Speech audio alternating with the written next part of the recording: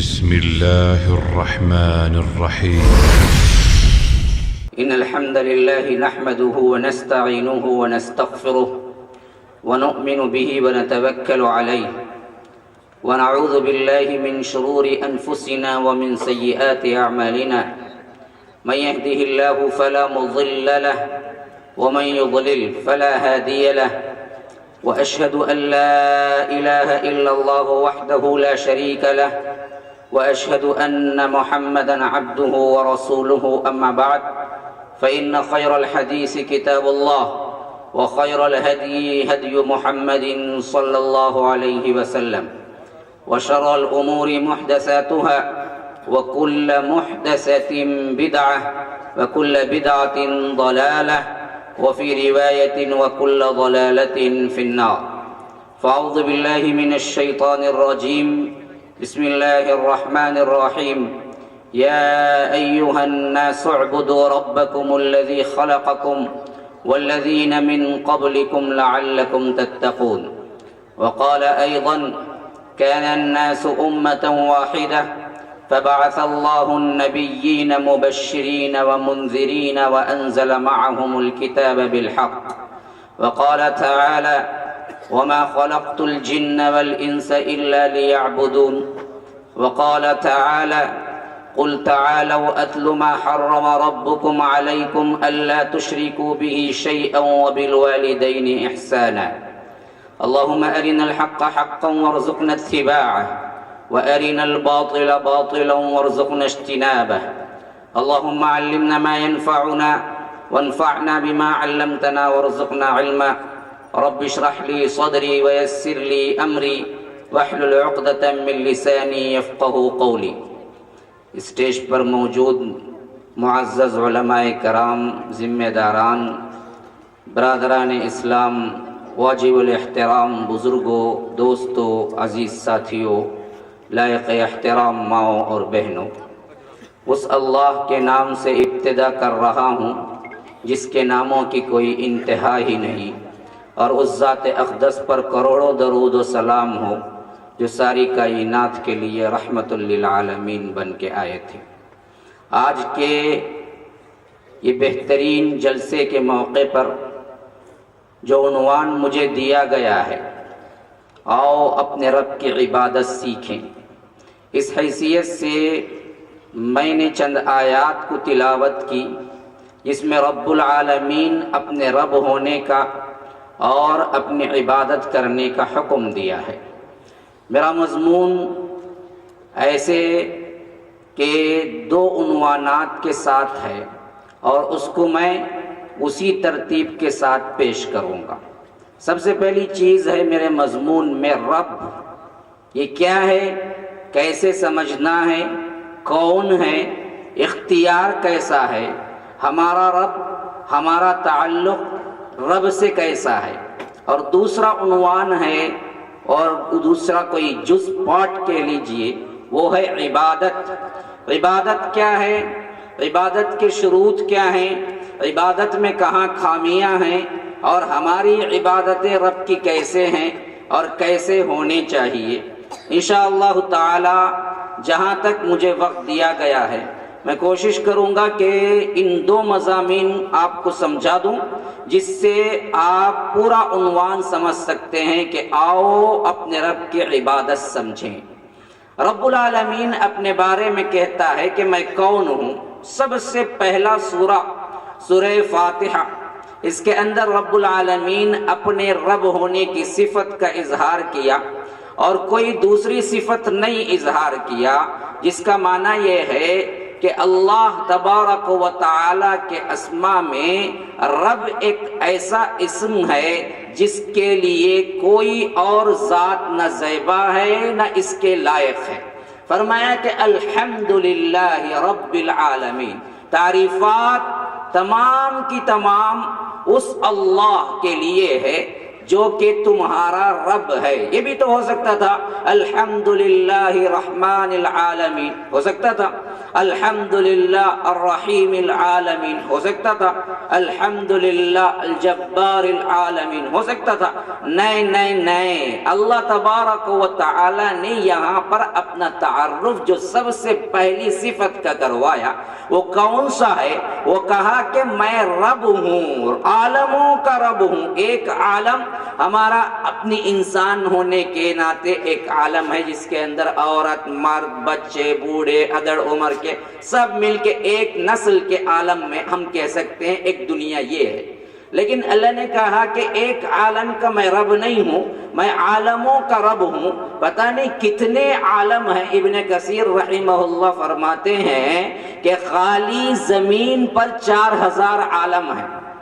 خالی زمین پر کیڑے مکوڑوں کا ایک عالم ہے، درندوں کا ایک عالم ہے، پرندوں کا ایک عالم ہے، اسی طرح بے شمار حشرات الارض کا ایک عالم ہے جس کو کوئی نہیں جانتا، خالی زمین پہ۔ اور سمندر میں 4000 الگ سے پھر عالم ہیں۔ ایک مچھلی ایک صفت کی ہے، دوسری صفت کی ہے، کوئی چمکتی ہے، کوئی کا کیا ہے نظام اسٹار جیسا ہے، کوئی کا کیا ہے دوسرا الگ شکل ہے، کسی کے اندر کیا ہے زیادہ پیلا پن ہے، کسی کے اندر کوئی روشنی ہے، کوئی اور صفت رکھتی ہے۔ تو ہزاروں مخلوقات سمندر کے اندر ہیں جو کہ وہ بھی 4000 ہیں، اور ان 4000 میں ہر ایک کے ایک ہزار کی صنفیں ہیں۔ اب رب العالمین کا عالموں کا رب ہونے کا اندازہ کرو کہ جو عالم ہم دیکھتے ہیں یہ بہت ہی چھوٹا عالم ہے، جو بڑا عالم ہے اس کا کوئی تصور ہی نہیں کر سکتے۔ اگر آپ 4000 انٹو 4000 پھر اس کے بعد 4000 انٹو 1000 ڈال کے دیکھ لیں کہاں جائے گی تعداد۔ اللہ تبارک و تعالی اتنے عالموں کا رب ہے۔ کیا مطلب ہے رب ہونا؟ کیا مطلب ہے رب ہونا؟ یہ سب سے پہلی توحید کے ناطے ہمیں بات سمجھنی چاہیے کہ اللہ رب العالمین ہے۔ تو مطلب کیا ہے؟ اللہ پالنہار ہے، اللہ پرورش کرنے والا ہے، اللہ دینے والا ہے، اللہ تبارک و تعالی مارنے والا ہے، اللہ تبارک و تعالی جلانے والا ہے، اللہ تبارک و تعالی بچہ دینے والا ہے۔ کائنات کے اندر کوئی ہستی نہیں ہے جو ان کاموں کو کر سکے، نہ کائنات کے اندر کوئی ہستی ہے جو ان کاموں میں رب العالمین سے شریک ہے، بلکہ وہ اکیلا ہے۔ اس کا کوئی وزیر نہیں ہے، اس کا کوئی مشیر نہیں ہے، اس کا کوئی ثانی نہیں ہے، اس کا کوئی مثل نہیں ہے، اس کے ساتھ کوئی بھی شریک و سہیم نہیں ہے۔ یہ رب العالمین اکیلا ہے، تنہا ہے، مالک اختیار کل ہے، جو چاہتا ہے کر گزرتا ہے، جو نہ چاہے کائنات کی پوری مخلوق مل کے کر نہیں سکتی۔ وَرَبُّكَ يَخْلُقُ مَا يَشَاءُ وَيَخْتَارُ، تیرا رب وہ ہے جو چاہتا ہے جب چاہتا ہے کر گزرتا ہے۔ إِنَّ رَبَّكَ فَعَّالٌ لِمَا يُرِيدُ، تیرا رب بے شک جو چاہتا ہے جب چاہتا ہے کر گزرتا ہے۔ قُلِ اللَّهُمَّ مَالِكَ الْمُلْكِ تُؤْتِي الْمُلْكَ مَنْ تَشَاءُ وَتَنزِعُ الْمُلْكَ مِمَّنْ تَشَاءُ وَتُعِزُّ مَنْ تَشَاءُ وَتُذِلُّ مَنْ تَشَاءُ بِيَدِكَ الْخَيْرُ إِنَّكَ عَلَى كُلِّ شَيْءٍ قَدِيرٌ۔ اللہ وہ ہے، رب وہ ہے، چاہے تو کسی کو فقیر کو اٹھائے بادشاہ بنا دے، چاہے تو بادشاہ کو اٹھائے فقیر بنا دے، چاہے تو ذلیل کر دے، چاہے تو ذلیل کو اٹھائے معزز بنا دے، جو چاہے جب چاہے کر دے۔ کائنات کی تمام خیر اسی کے ہاتھ میں ہے۔ تولج اللیل فی النہار وتولج النہار فی اللیل وتخرج الحی من المیت وتخرج المیت من الحی وترزق من تشاء بغیر حساب۔ رات میں سے کون ہے جو دن کو نکال لے آتا ہے؟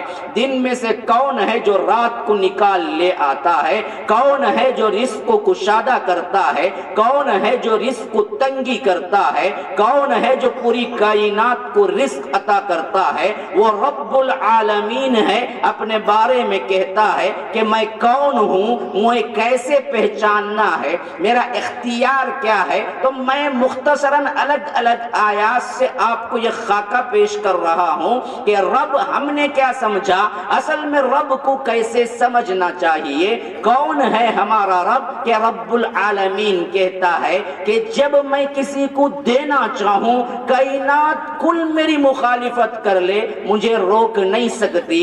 جب میں کسی سے روکنا چاہوں، کائنات کل مل کے کوشش کر لے، اسے عطا نہیں ہو سکتا۔ فاطر کی آیت میں فرمایا ما یفتح اللہ للناس من رحمت فلا ممسک لها وما یمسک فلا مرسل له من بعدہ، کہ رب العالمین اگر کسی کو رزق کے دروازے کھولنا چاہے، کائنات میں کوئی نہیں ہے جو اس کو روک سکتا ہے۔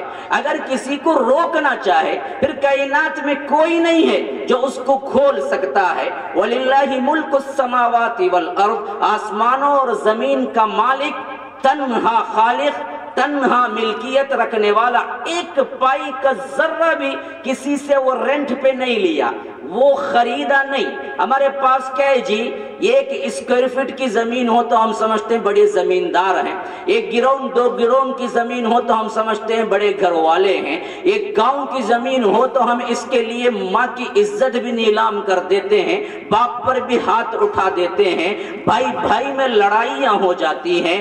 ایک زمین کے ٹکڑے کے لیے انسان خاندان سے کٹ جاتا ہے، ایک زمین کے ٹکڑے کے لیے انسان کیا ہے، اپنی منمانی اور اللہ تبارک و تعالی کی اطاعت سے نکل جاتا ہے۔ لیکن میرا اور آپ کا رب کون ہے؟ زمین کے ٹکڑے کا مالک نہیں ہے، یہ بہت ہی کم اندازہ ہے جو ہم کر رہے ہیں۔ رب العالمین زمین کا مالک نہیں ہے، رب العالمین ساتوں آسمانوں، ساتوں زمینوں، زمینوں کے اندر کے تہ اور آسمانوں کے اندر کے تہ اور اوپر کے علا اور اس کے اوپر کا عرش، اس کے اوپر کا کرسی، اس کے اوپر کے تمام احوال، زمین اور آسمان کے اندر جو کچھ ہے، ان سب کا خالق اور مالک اور تنہا اپنی ملکیت میں رکھتا ہے، کسی سے قرض نہیں لیا، کبھی کسی کے پاس تھا پیسے دے کے خرید نہیں کیا، وجود ہی اسی نے بخشا ہے، وجود ہی اسی نے بخشا ہے۔ تو اللہ کہتا ہے میں پوری کائنات کا خالق مالک اور میری ملکیت میں ہے۔ اب سمجھو آپ جس زمین پہ تم رہتے ہو نا، وہ زمین اصل میں کتنی ہے پتہ ہے؟ سائنسدان کہتے ہیں کہ اس کے 3 حصے کیے جائیں تو 2 حصے پانی میں ہیں، 2 حصے کائے میں ہیں؟ پانی میں ہے۔ ایک حصہ زمین ہے جس پر ہمارے لیے لڑائیاں ہوتی ہیں، جس کے اندر ہمارے لیے کیا رنجشیں ہوتی ہیں، جس کے اندر ہمارے لیے نفرتیں ہوتی ہیں۔ حالانکہ دنیا کے اندر کوئی ایسا بادشاہ نہیں گزرا جو پوری دنیا پہ حکومت کیا ہو۔ بعض لوگوں نے کہا فرعون تھا، بعض لوگوں نے کہا نمرود تھا، بعض لوگوں نے کہا سکندر اعظم تھا، لیکن یہ سکندر ہو، فرعون ہو، نمرود ہو، پوری دنیا پر تو نہیں کیا، دنیا کے بڑے حصے پر اس نے کیا تھا۔ لیکن پوری دنیا پر بھی اگر کوئی کر لینا، وہ کتنا کر سکتا ہے پتا ہے؟ 1/3، 1/3۔ کیوں؟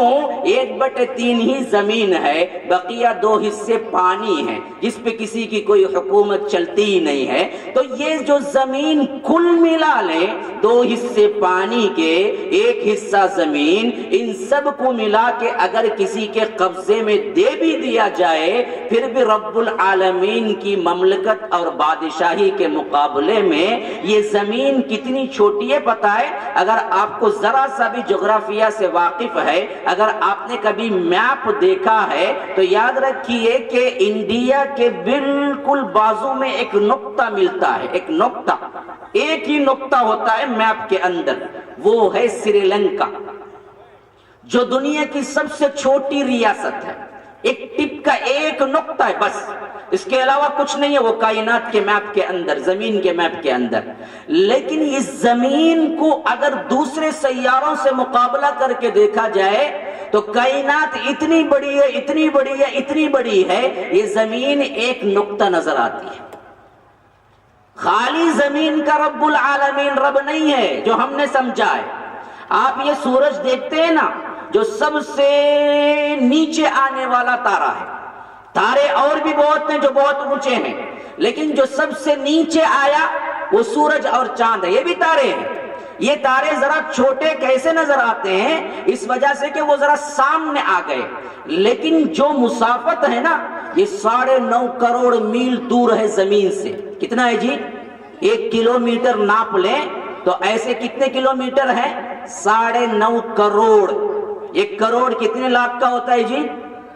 بھائی آپ بولیں گے نا میں بولوں گا، آپ خاموش رہیں گے تو مجھے خاموش ہونا پڑے گا۔ جب تک آپ صحیح ساتھ دیتے تو میں کیسے سمجھوں گا کہ آپ سمجھ رہے ہیں یا نہیں؟ ہاں آپ بولیں گے میں بھی بولوں گا، پھر اس کے بعد دیکھیے آپ کا سمجھنا اور میرا بولنا۔ اگر خاموش رہیں گے، ماشاءاللہ اتنا بڑا مجمع ہے، بڑی خوشی ہو رہی ہے دیکھ کے کہ اتنا دور تقریباً 2000 کلومیٹر کا سفر کر کے میں پہنچا ہوں، اور یہاں پر اپنے بھائیوں کو دیکھ کے جو میرا دل باغ باغ ہو رہا ہے، میں اس کی کوئی صفت بیان ہی نہیں کر سکتا۔ اللہ ہمارے بیٹھنے کو قبول فرمائے، ہمارے دلوں میں محبت پیدا کر دے۔ آپ نے مجھے نہ دیکھا نہ اس سے پہلے کیا ہے ملاقات، لیکن ایمانی جذبے کے تحت آ کے جو بیٹھے ہوئے ہیں، اسی جذبے کو رب العالمین قبول کر لے۔ تو غرض کے میں بیان کر رہا تھا کہ یہ جو زمین ہے، اس زمین سے جو سورج ہے نا، وہ سب سے چھوٹا تارا اس وجہ سے ہے کہ سامنے آ گیا ہے، وہ 9.5 کروڑ میل دور ہے، 9.5 کروڑ میل دور ہے، اور یہ زمین کے مقابلے میں کتنا بڑا ہے پتہ ہے؟ 15 لاکھ زمینیں سورج کے اندر داخل ہو جائیں گی۔ کتنے لاکھ جی؟ 15 لاکھ زمینیں سورج کے اندر داخل ہو جائیں گے، جو کہ سب سے چھوٹا تارا، سب سے چھوٹا۔ اور جو تارے ہم دیکھتے ہیں نا جی، ان تاروں کے اندر ایسے 15 لاکھ سورج داخل ہو جائیں گے۔ جو تارے ہم دیکھتے ہیں نا، وہ تارے چھوٹے نہیں ہیں، وہ بہت بڑے ہیں، وہ بہت بڑے ہیں جس کا اندازہ ہی نہیں کر سکتے۔ وہ اتنی دور پہ ہیں، اس وجہ سے وہ چھوٹے نظر آتے ہیں۔ اگر وہ قریب آئیں تو اس کے اندر جو اسپیس ہے نا، وہ اسپیس کتنی ہے پتہ ہے؟ کروڑوں کروڑوں سورج اندر داخل ہو جا سکتے ہیں، اور ایک سورج کی اسپیس کتنی ہے؟ 15 لاکھ زمینیں اندر داخل ہو جا سکتی ہیں۔ اتنے چھوٹے سے ایک کرے پہ ہم رہ کے سمجھتے ہیں کہ اللہ نے کچھ دے دیا، اللہ نے کچھ نواز دیا، اللہ نے کچھ زمین دے دی، اللہ نے کچھ پاور دے دیا، تو اللہ ہی کو مثالیں دیتے ہیں، اللہ ہی کی نافرمانی کرتے ہیں، اللہ ہی کی بغاوت کرتے ہیں، تو اللہ ہم سے پوچھتا ہے ارے بدبختو وَضَرَبَ لَنَا مَثَلًا وَنَسِيَ خَلْقَهُ، بدبخت مجھے مثال دیتا ہے اور اپنی خلقت کو بھول گیا ہے، اپنی پیدائش کو بھول گیا ہے۔ تو کیا تھا رب کے سامنے؟ تیری کیا حیثیت ہے رب العالمین کے سامنے؟ کبھی تو نے غور کیا؟ ایک گندے پانی سے تجھے میں نے بنایا، الم یک نطفۃ من منی یمنا، وہ منی جو ماں کے رحم میں ٹپکائی جاتی ہے، اس سے میں نے تجھے بنایا، جس کی حقارت اور جس کے لیے گندگی کا لفظ استعمال کرتے ہیں، وہاں سے تیرا آغاز ہوا۔ اور تیری کیا حیثیت تھی اگر تیری عمر کے پہلے تو حصے میں دیکھے، کسی کی عمر 30 سال ہے، میں بڑا بہت ہی واضح آپ کی سمجھ میں آنے والا سوال کرتا ہوں، اگر آپ کی عمر 30 سال ہے تو مجھے بتاؤ 31 سال پہلے آپ کا نام کیا تھا، آپ کہاں تھے، آپ کون تھے، آپ کو کون جانتا تھا، آپ کے دوست احباب کون تھے؟ بتاؤ مجھے۔ جس پہ ناز ہے انسان کو کہ میں بھی کچھ ہوں، میں بھی کچھ ہوں، میں انہی سے پوچھتا ہوں کہ اگر تمہاری عمر 30 کی ہے تو بتاؤ کہ اس پر 31 سال پہلے تم تھے کہاں؟ یہی اللہ پوچھتا ہے سورہ انسان کے اندر، سورہ دہر کی پہلی آیت، فرمایا هل اتى على الانسان حين من الدهر لم يكن شيئا مذكورا، انسان پر ایک ایسا وقت بھی آ چکا ہے جو کوئی قابل ذکر چیز ہی نہیں تھا۔ وہ کیا بول کے آپ ذکر کرتے؟ نہ اس کا نام تھا، نہ نشان تھا، نہ دوست تھا، نہ پہچاننے والا تھا۔ پھر ہمارا رحم ہوا، رب کہتا ہے میں نے رحم کیا تو تمہیں وجود میں بخشا۔ انا خلقنا الانسان من نطفۃ امشاج، ہم نے انسان کو پیدا کیا نطفے سے اور یہ خون کے منجمد لوتڑے سے۔ وہاں سے اس کو پیدا کیا فجعلناہ سمیعا بصیرا، اور دیکھتے دیکھتے وہ دیکھنے والا سننے والا ہم نے بنا دیا۔ آنکھ کس نے دی؟ اللہ نے دی، لیکن تم بھول جاتے ہو ان آنکھوں کے ذریعے جب حرام کاری کرتے ہو۔ اس اللہ تبارک و تعالیٰ کو کیا جواب دو گے جو رب نے تمہیں آنکھیں دی؟ فحش فلموں کو دیکھتے ہوئے اس وقت غور نہیں کرتے کہ رب دیکھ رہا ہے، اسی کی آنکھیں ہیں اور اسی کے خلاف کام کر رہے ہو۔ باپردہ خواتین کو گھورنے والے سمجھ جائیں کہ رب نہیں دیکھ رہا ہے، لڑکیوں سے چھیڑخانی کرنے والے بھول جاتے ہیں کہ رب نے آنکھیں عطا کی ہیں۔ کیا جواب دو گے جب رب پوچھے گا کہ تو میرے آنکھیں لیا اور میرے ہی خلاف ورزی کی؟ اس آقا کا کیا جواب ہوتا ہے جب آقا نے اسے پالا ہو، پوسا ہو اور اس کے قابل بنایا ہو کہ وہ کچھ کما سکے، اور وہ غداری کر کے جب آقا کے پاس نوکر آئے تو آقا کیا بولے گا؟ بدبخت، نمک حرام میرا کھایا، میرے سے بنا، آج میرے خلاف کر کے آ کے بیٹھا ہوا ہے۔ یہی اللہ کہتا ہے وَالْعَادِيَاتِ ضَبْحًا فَالْمُورِيَاتِ قَدْحًا فَالْمُغِيرَاتِ صُبْحًا فَأَثَرْنَ بِهِ نَقْعًا فَوَسَطْنَ بِهِ جَمْعًا إِنَّ الْإِنسَانَ لِرَبِّهِ لَكَنُودٌ، کہ بے شک انسان اپنے رب کا نمک حرام ہے۔ کنود کہتے ہیں نمک حرامی کرنے، ٹھیک وہی لفظ۔ اللہ کا دیا کھاتا ہے، اللہ کا دیا پیتا ہے، اللہ نے زندگی دی تب کہیں جا کے دنیا میں آیا۔ اگر تجھے انسان بنایا تو آج اتراتا ہے، اگر کتا بنا دیتا تو کیا پوچھ سکتا تھا رب العالمین سے کہ اللہ تو انسان کیوں نہیں بنایا، مجھے کتا کیوں بنایا؟ پوچھ سکتا تھا، عقل تھی اتنی۔ لیکن رب العالمین نے رحم کیا، تمہیں انسانوں میں پیدا کیا، لیکن یہ بھول جاتے ہو کہ اس رب کی آنکھیں، اس رب کے کان لیے ہوئے غلط کاری میں استعمال کرتے ہو۔ کتنے لوگ ہیں جن کو قرآن کی ایک آیت پڑھنی نہیں آتی لیکن 10-15 گانے یاد ہیں، گنگناتا ہوا پھرتا ہے بے وقوف۔ اس رب العالمین کے کلام کو سننے کی تو توفیق نہیں ہوئی، لیکن گانے کو سن کو یاد کرنے کے لیے تیرے پاس ٹائم ہے؟ کیا رب نہیں پوچھے گا؟ اللہ تبارک و تعالی غافل ہے تمہارے اعمال سے۔ اللہ پوچھتا ہے وَلَا تَحْسَبَنَّ اللَّهَ غَافِلًا عَمَّا يَعْمَلُ الظَّالِمُونَ، یہ ظالم لوگ خیال کرتے ہیں کہ اللہ تبارک و تعالی تمہارے اعمال سے غافل ہے۔ تو یاد رکھیے رب نے ہم کو دی یہ چیز، جب تک ہم نہیں مانیں گے، یہ ماننا نہیں کہ ہمارا عقیدہ ہے، نہیں، عقیدے کے ساتھ ساتھ عمل میں جب تک نہیں ہم ثابت کریں گے کہ رب کی دی ہوئی آنکھ ہے، رب کے خلاف استعمال نہ کروں گا، رب کے دی ہوئی سماعت ہے، رب کے خلاف استعمال نہ کروں گا، رب کے دیے ہوئے ہاتھ ہیں، رب کے خلاف استعمال نہ کروں گا، رب کی دی ہوئی پاؤں ہیں، رب کے خلاف استعمال نہ کروں گا، ایک ایک انگ، ایک ایک عضو یہ رب العالمین کا دیا ہوا ہے، اور کل قیامت کے دن رب پوچھنے والا ہے کہ تمہیں اس سے اچھا کیا یا برا کیا؟ تو رب کہتا ہے میں کون ہوں پہلے یہ پتا کرو، میں خالی زمین کے ٹکڑے کا مالک نہیں ہوں، میں خالی آسمان کا مالک نہیں ہوں، میں خالی ستاروں کا مالک نہیں ہوں، میں خالی چاند کا مالک نہیں ہوں، میں خالی سورج کا مالک نہیں ہوں، میں خالی مخلوقات کا مالک نہیں ہوں، میں کون ہوں؟ لہو ما فی السماوات وما فی الارض وما بینہما وما تحت الثری، اسی کے لیے آسمانوں میں جو کچھ ہے، اسی کے لیے زمینوں میں جو کچھ ہے، اسی کے لیے زمینوں کے تہ کے اندر جو کچھ ہے، وہ سب کا سب میری ملکیت میں ہے۔ اور یہ ملکیت کس قدر مضبوط ہے، تم پلٹو تو پیچھے کیا ہو رہا ہے دیکھ نہیں سکتے۔ وقت کا بادشاہی کیوں نہ ہو، پیچھے سے وزیر اسے انگلی دکھا رہا ہے یا تماچا مارنے کے لیے ہاتھ اٹھا رہا ہے، خود بادشاہ ہو کے دیکھ نہیں سکتا۔ اللہ کی بادشاہت ایسی ہے کہ رب کے خلاف کچھ ہو اور رب کو پتا نہ ہو، ایسا کبھی ہو سکتا ہے؟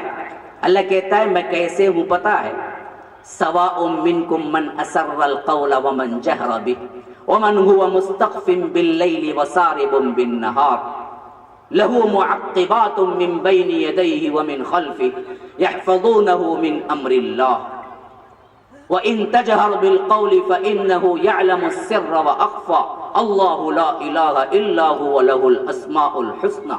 اللہ تبارک و تعالیٰ کہتا ہے میں کون ہوں پتہ ہے؟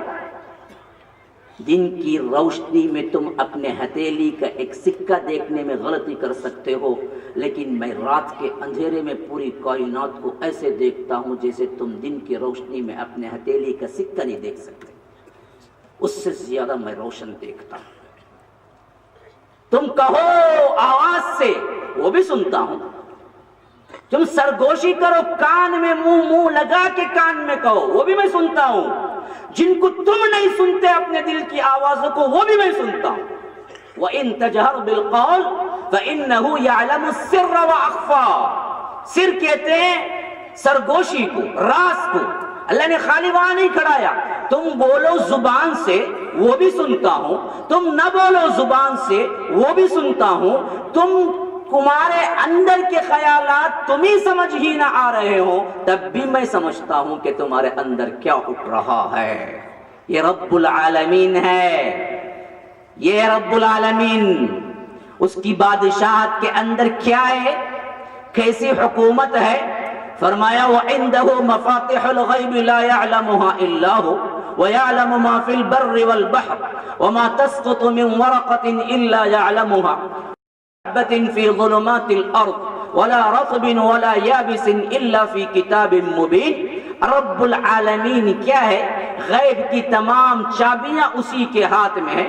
مفاتیح الغیب لا يعلمها الا هو، اس کے علاوہ کوئی نہیں جانتا کیا ہونے والا ہے، کیا ہو رہا ہے، کیا ہوگا۔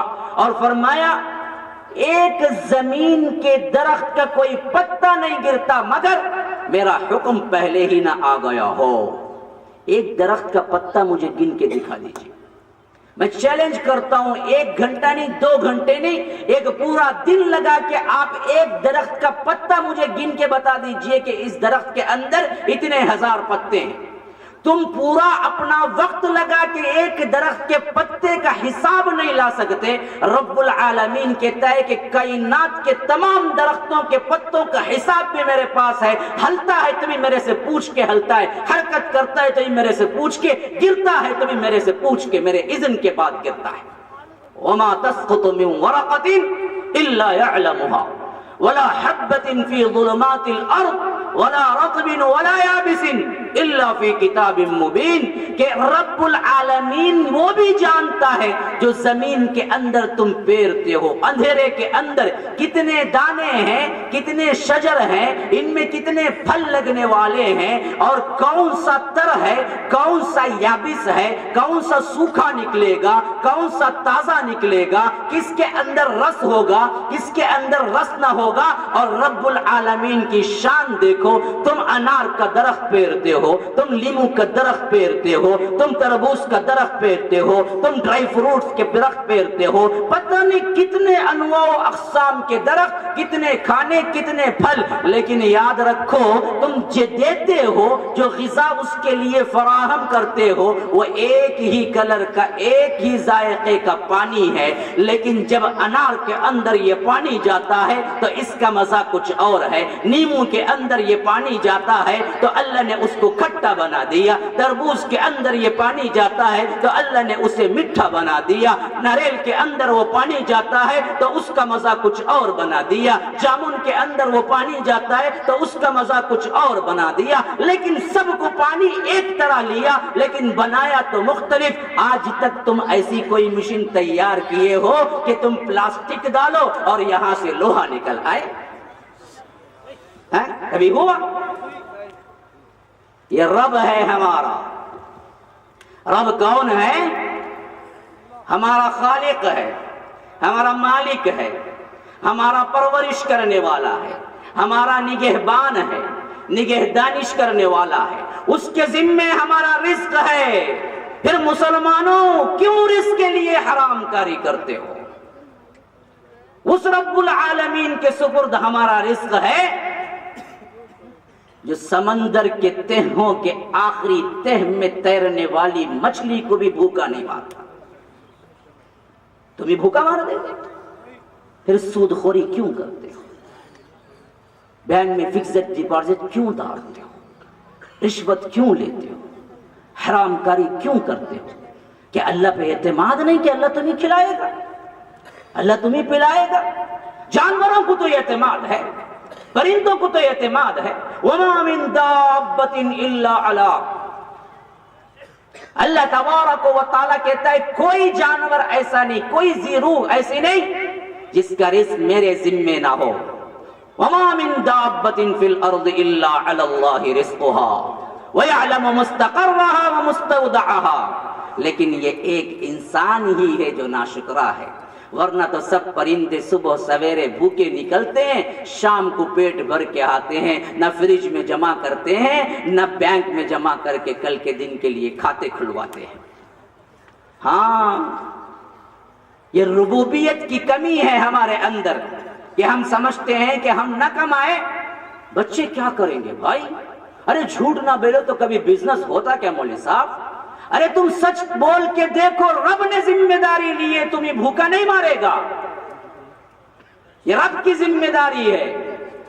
رب نے کہا ہے کہ تمہارا پالنا میری ذمہ داری ہے، تمہارا پرورش کرنا میری ذمہ داری، تمہیں پیدا کرنا میری ذمہ داری. جب میری ذمہ داری میں یہ سب چیزیں آ گئے پھر تمہیں پرواہ کیا ہے؟ اسی لیے اللہ کے رسول صلی اللہ علیہ وسلم نے فرمایا انسان کو جو تقدیر میں جو رزق لکھ دیا گیا ہے وہ رزق اس کو پا کر رہے گا، لیکن انسان جلدی کر کے حرام کاری سے جا کے اس کو حاصل کر لیتا ہے.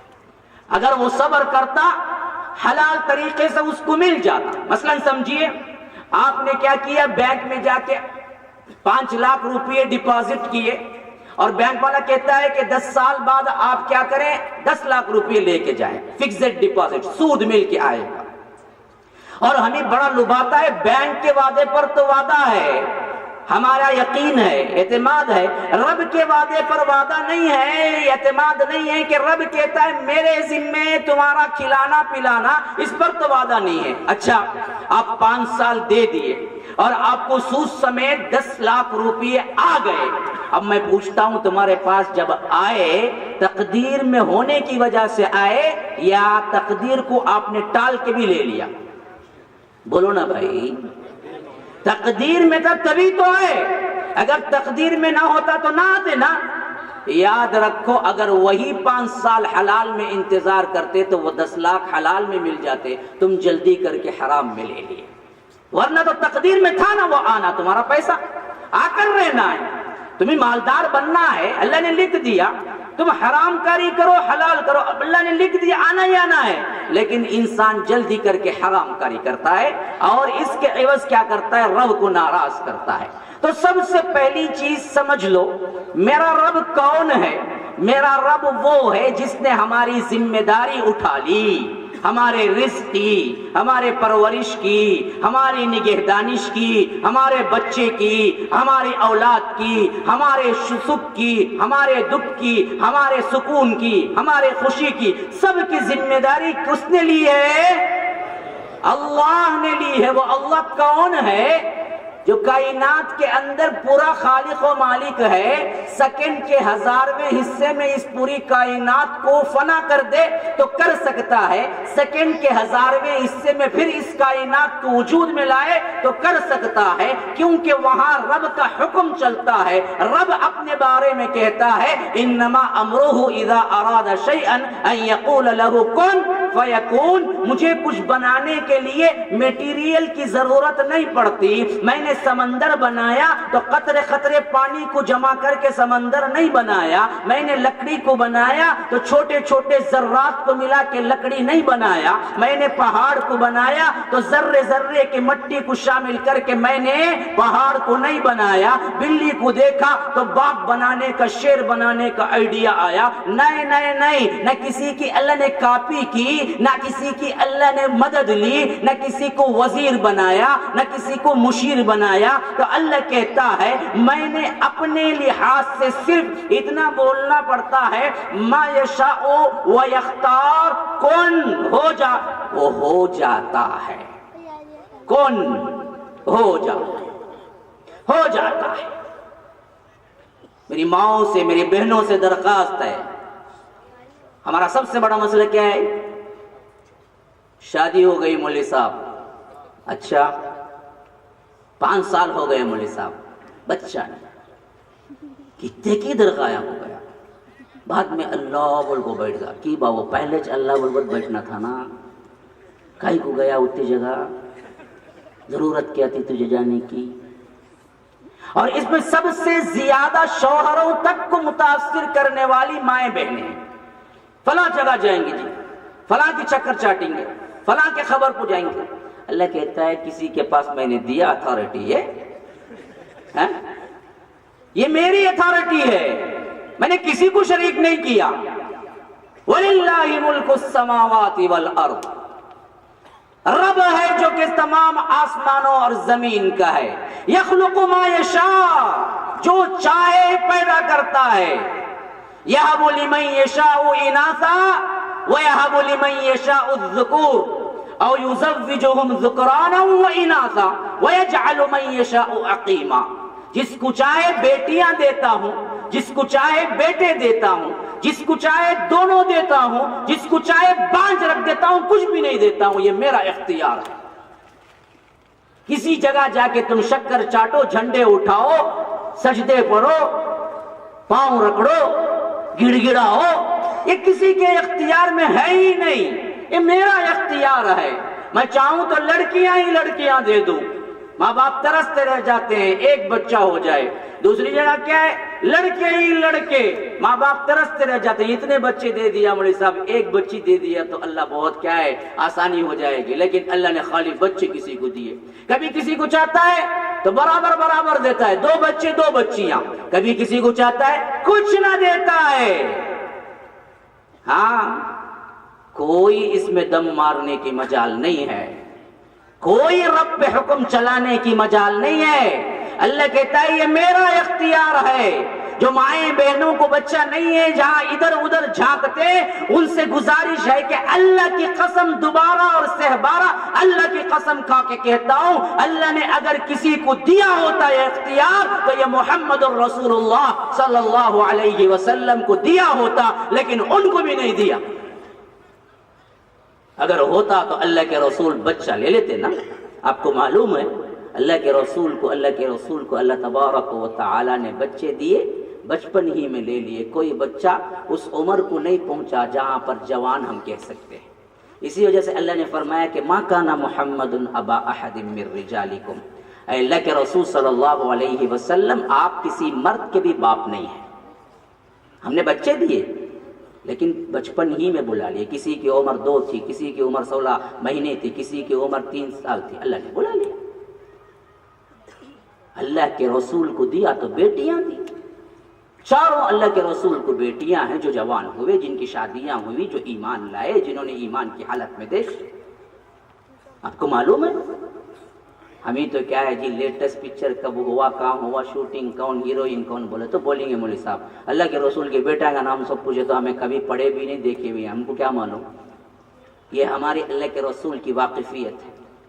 افسوس صد افسوس، کسی کی 50 عمر، کسی کی 25 عمر، کسی کی 60 عمر، کسی کی 70 عمر، سیرت سے اتنا بھی واقف نہیں کہ اللہ کے رسول کی بیویوں کے نام کیا ہے۔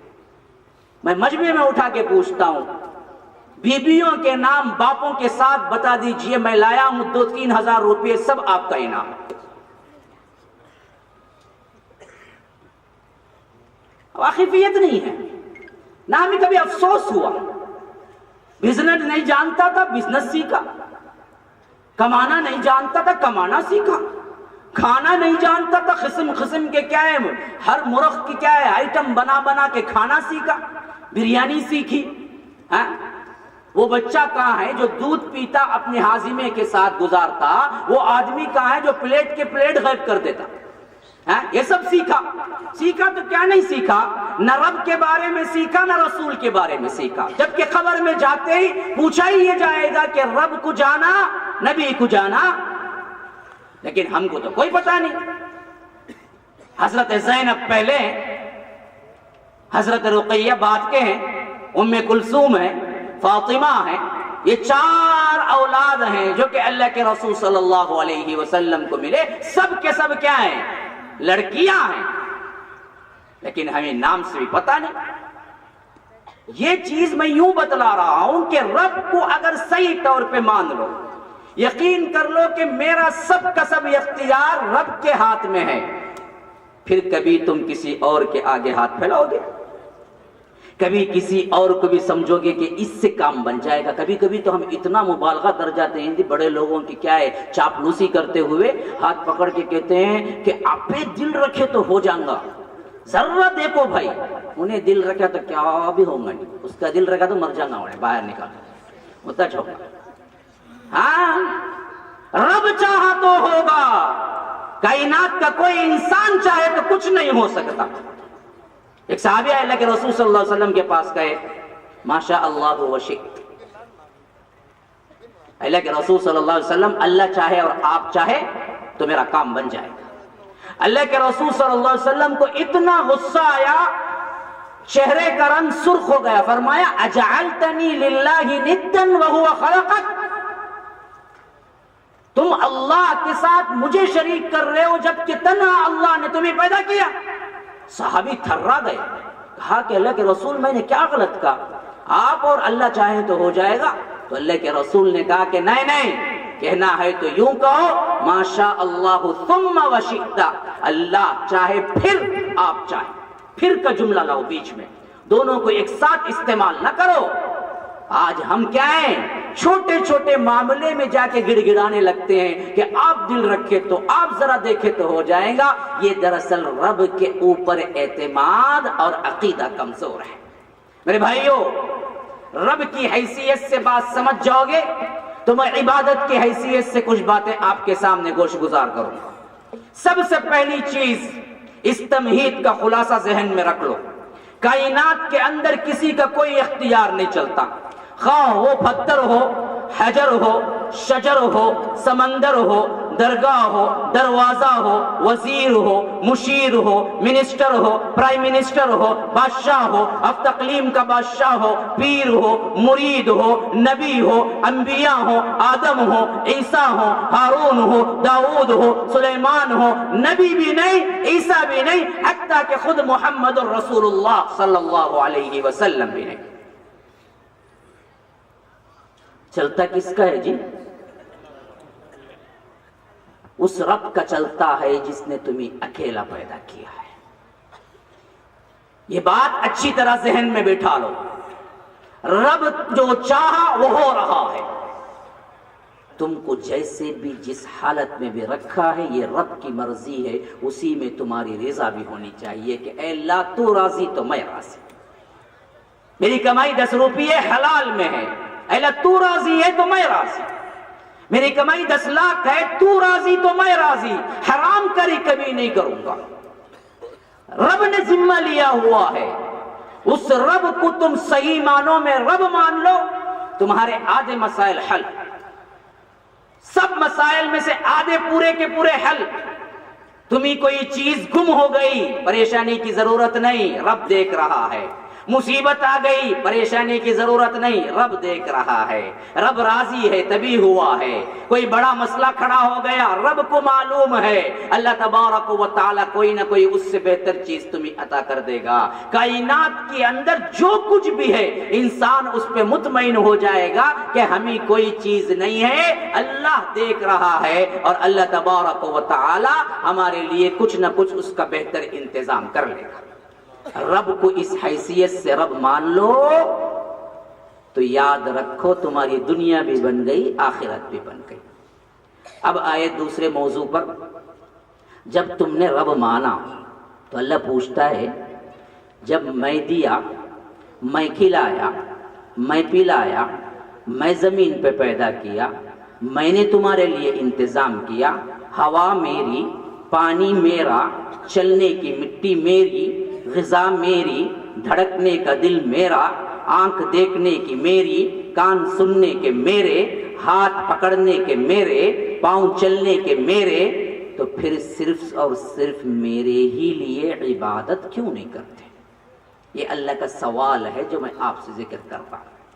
جتنے لوگ بھی اللہ کو چھوڑ کے ہاتھ اٹھاتے ہیں، پکارتے ہیں، تعظیماً کھڑے ہوتے ہیں، سجدہ کرتے ہیں، رکوع کرتے ہیں، غائبانہ ڈرتے ہیں، غائبانہ محبت کرتے ہیں، نظر مانگتے ہیں، نیاز مانگتے ہیں، جو بھی افعال جو کہ دین میں عبادت کی حیثیت سے جو ایکشن ہے، وہ ایکشن اگر تم کسی اور کو کرتے ہو تو اللہ پوچھتا ہے جب تمہارا اعتقاد یہ ہے کہ کھلایا میں نے، پلایا میں نے، دیا میں نے، پیدا کیا میں نے، مارا میں نے، تمہارے پورے اختیارات میرے اختیار کے اندر، ہوا پانی میں نے دی، پھر تم نے ہاتھ اٹھا کے کسی اور سے مانگا کیوں؟ کسی اور سے دعائیں کیوں؟ کسی اور سے قومے میں کھڑا کیوں؟ عبادت میں کھڑے کیوں؟ رکوع کیوں کیا؟ سجدہ کیوں کیا؟ دعائیں کیوں کی؟ نظر کیوں کیا؟ نیاز کیوں کیا؟ یہ رب پوچھتا ہے کہ یہ سب میرا حق تھا، تم نے کیوں میرے حق میں حق تلفی کی؟ اب بتاؤ بھائی، اب کوئی چیز ایسی ہے جو کہ رب کو کرنے کے علاوہ بھی ہم کر سکتے ہیں؟ آج دنیا کے اندر جو کچھ بھی ہو رہا ہے، خود مسلمانوں کے اندر جہاں جہاں چاہے جھکنا، جہاں جہاں چاہے کھڑے ہو جانا، کبھی بنڈے کے سامنے، کبھی جھنڈے کے سامنے، کبھی قبر کے سامنے، کبھی ولی کے سامنے، کبھی وزیر کے سامنے، کبھی انسانوں کے سامنے، جو کچھ بھی ہو رہا ہے، اللہ پوچھتا ہے کہ اگر تمہارا ایمان یہ ہے کہ یہ سب کچھ میں نے ہی کیا، پھر تم اس عبادت میں دوسروں کو شریک کیوں کرتے ہو؟ اس سوال کا اگر جواب ہے تو کرو، کس کس کو چاہو اس کو شریک کرو۔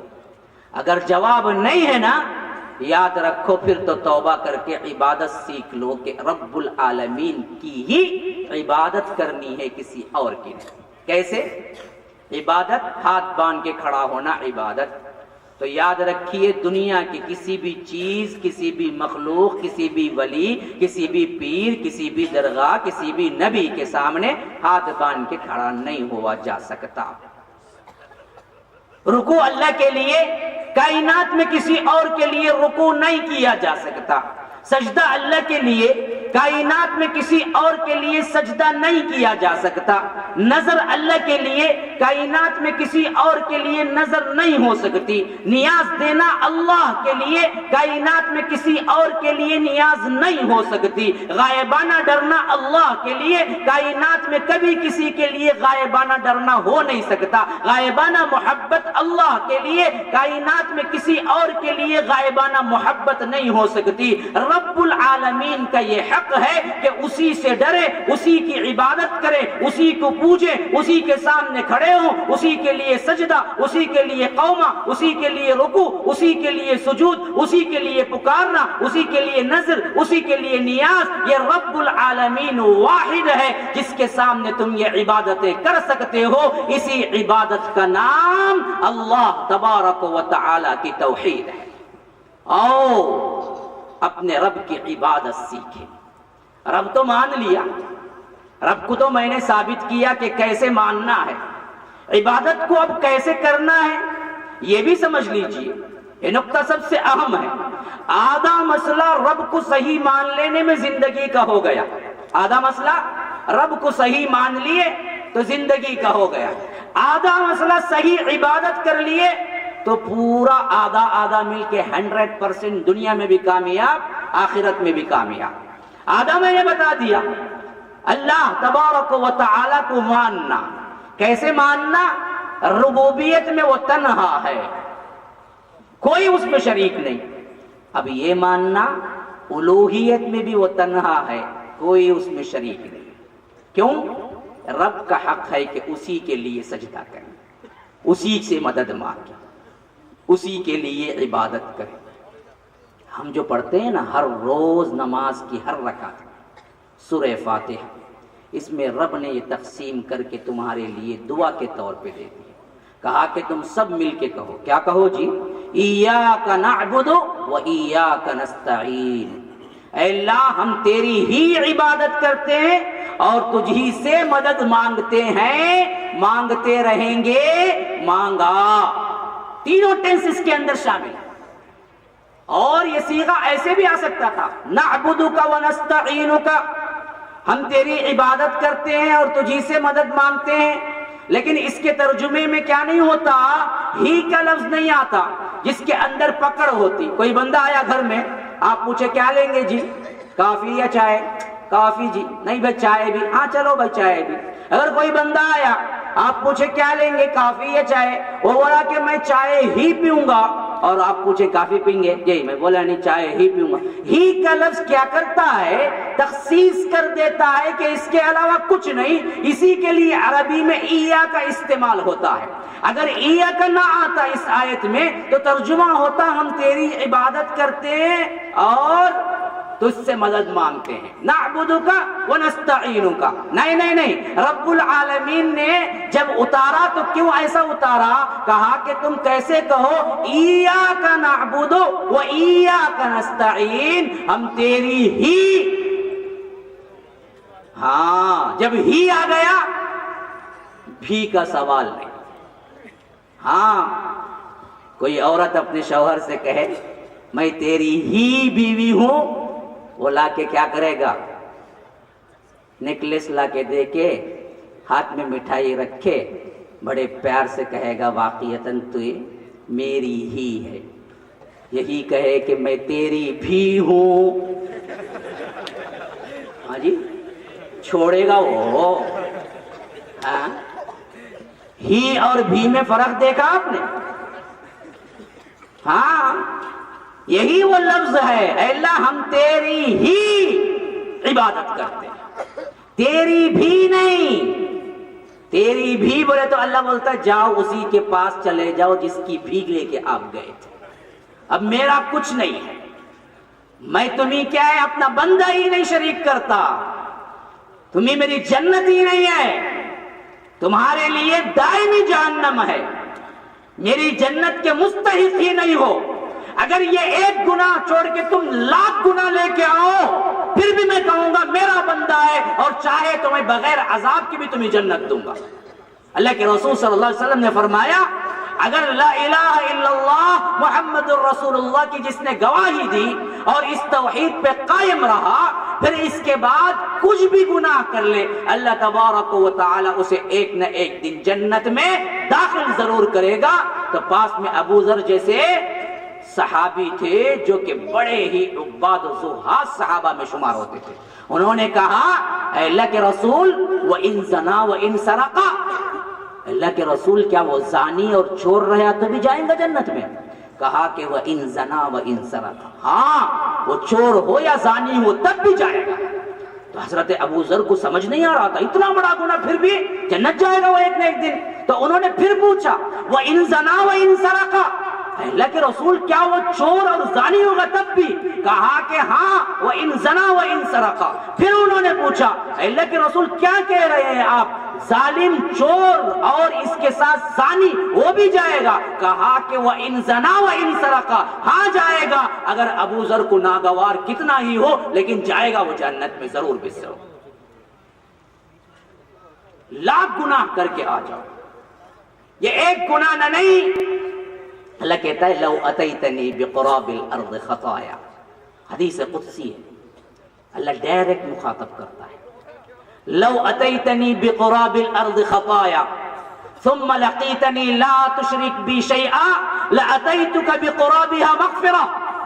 اگر کوئی زمین بھر اتنے گناہ لے کے میرے پاس آئے، زمین بھر، اندازہ کر سکتے ہیں جی کوئی زمین بھر گناہ کر سکتا ہے جی؟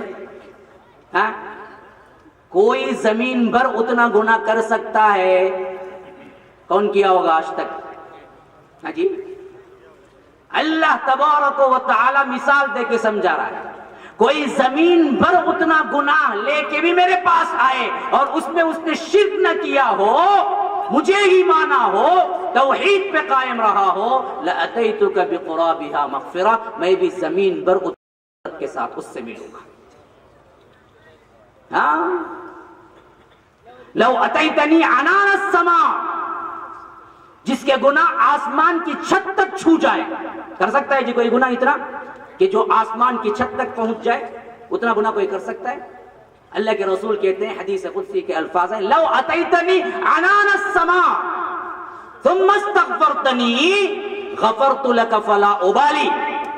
اور وہ میرے دربار میں آ کے ایک مرتبہ استغفر اللہ بول دے، میں سب کے سب معاف کر دیتا ہوں، مجھے اس سے کوئی پرواہ نہیں کہ وہ کتنے گناہ لے کے آیا ہے۔ ہاں، یہ ہے رب، یہ ہے عبادت۔ اللہ ایک کو مانو، اللہ ایک کی ہی عبادت کرو، عبادت میں کسی کو شریک نہیں۔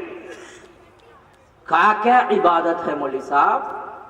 موٹے موٹے باتیں سمجھا رہا ہوں گے۔ جتنے آپ اللہ کے لیے عبادت کے نام سے کرتے ہیں وہ تمام ایکشن عبادت ہے۔ جو ایکشن ہے، نماز کے جتنے ایکشن ہیں وہ سب عبادت ہے۔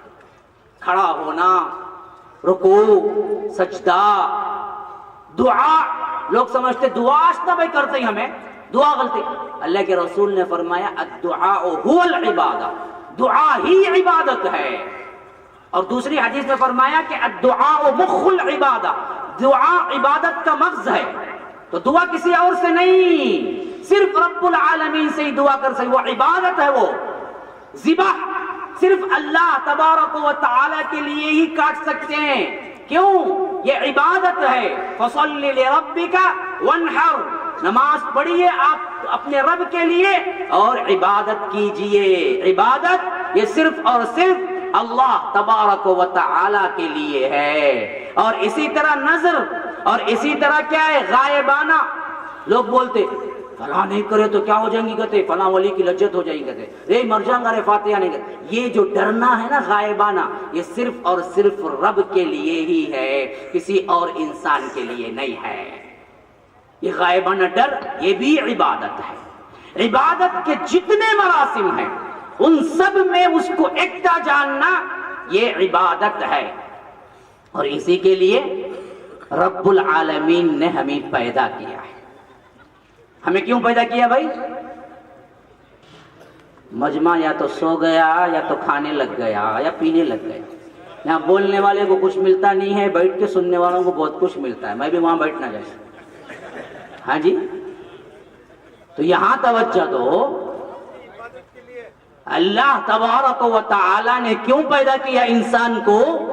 عبادت کے لیے، جو کہ خود رب العالمین کاز بتاتا ہے۔ جو مشن انسان تیار کرتا ہے کس کے لیے، کون بتا سکتا ہے؟ سب سے بہتر وہی انسان بتا سکتا ہے جس نے اسے بنایا ہے۔ اسی طرح یہ مشن جس کو رب العالمین نے بنایا، سب سے صحیح جواب رب ہی دے سکتا ہے کہ کس کے لیے بنایا۔ کہتا ہے زاریات کے اندر وما خلقت الجن والانس الا لیعبدون، ہم نے جنوں اور انسانوں کو پیدا ہی صرف اس وجہ سے کیا کہ وہ عبادت کرے میری۔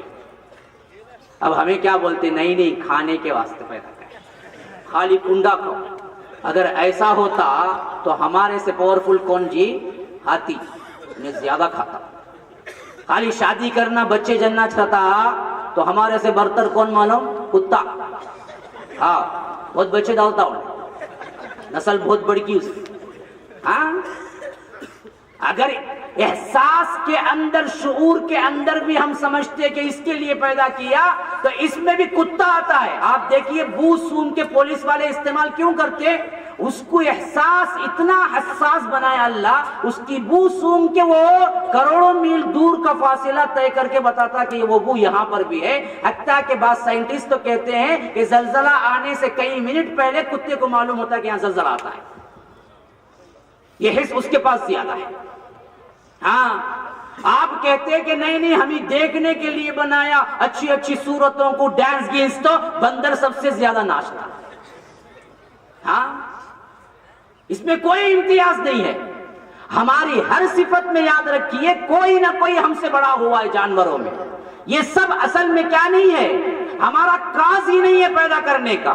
کاز کیا ہے؟ اللہ کی عبادت کرنا۔ تو آپ پوچھیں گے مولوی صاحب تو کیا کھانا بھی نہیں، سونا بھی نہیں، خالی مسجد میں اللہ اللہ بولنے کو بڑھ گئے تو کون ہم نہ دیں گا، ہمیں کیسا جئیں گے؟ پوچھیں گے۔ بالکل صحیح، پوچھنا چاہیے، کیونکہ میں اسی لیے آیا ہوں کہ آپ پوچھیں اور آپ کے ذہنوں پر سے میں کیا کروں، وہ سوالات کو ہٹا کے خالص جو دین رب العالمین نے اپنے حبیب کے ذریعے دیا وہ آپ تک پہنچاؤں۔ یہ میری ذمہ داری بنتی ہے۔ بالکل صحیح بات. انسان جینے کے لیے کمانا بھی پڑتا ہے، کھانا بھی پڑتا ہے، سونا بھی پڑتا ہے، ازواج کے ساتھ رہنا بھی پڑتا ہے، بیوی بچے بھی ہیں اس کے، یہ تمام چیزیں ہیں، تو پھر خالص عبادت کہاں ہو سکتی ہے؟ یہی ہماری سب سے بڑی غلطی ہے. ہماری غلطی کیا ہے سب سے بڑی؟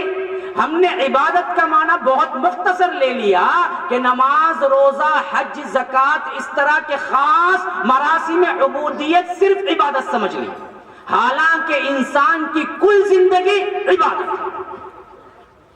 یہ خصوصی طور پر خاص ڈائریکٹ عبادتیں ہیں، انڈائریکٹ تمہاری پوری زندگی عبادت ہے. آپ پوچھیں گے کیسے؟ کیسے؟ اللہ کے رسول صلی اللہ علیہ وسلم نے فرمایا تمہارا بیوی سے ملنا بھی تمہارے لیے صدقہ ہے. لو، صحابہ پوچھے اللہ کے رسول، ایک انسان اپنی حیوانی جذبے کو پورا کرتا ہے، اللہ اسے ثواب دے گا؟ اللہ کے رسول نے پوچھا اگر وہی جذبے کو وہ کسی اور عورت سے کرے گا تو اللہ اسے عذاب دے گا؟ نہیں دے گا. نہیں دے گا. تو جب حلال میں کرے گا تو اسے ثواب بھی دے گا، حلال میں کرے گا تو اسے ثواب بھی دے گا. تو اس حدیث سے نوٹ کر لو، تمہارا کھانا حلال کا ہو تو اس میں بھی ثواب، تمہارا سونا حلال کا ہو تو اس میں بھی ثواب، تمہارا رہنا گھر میں حلال کا ہو تو اس میں بھی ثواب، تمہارا بچوں کو پالنا حلال میں ہو تو اس میں بھی ثواب، تمہاری بیوی کی دیکھ بھال حلال میں ہو تو اس میں بھی ثواب، تمہاری زندگی کی حرکت اللہ اور اس کے رسول کی فرما برداری میں ہو تو ہر چیز کے لیے تمہارے لیے ثواب. عبادت ہے، ہر چیز عبادت ہے تمہارے لیے.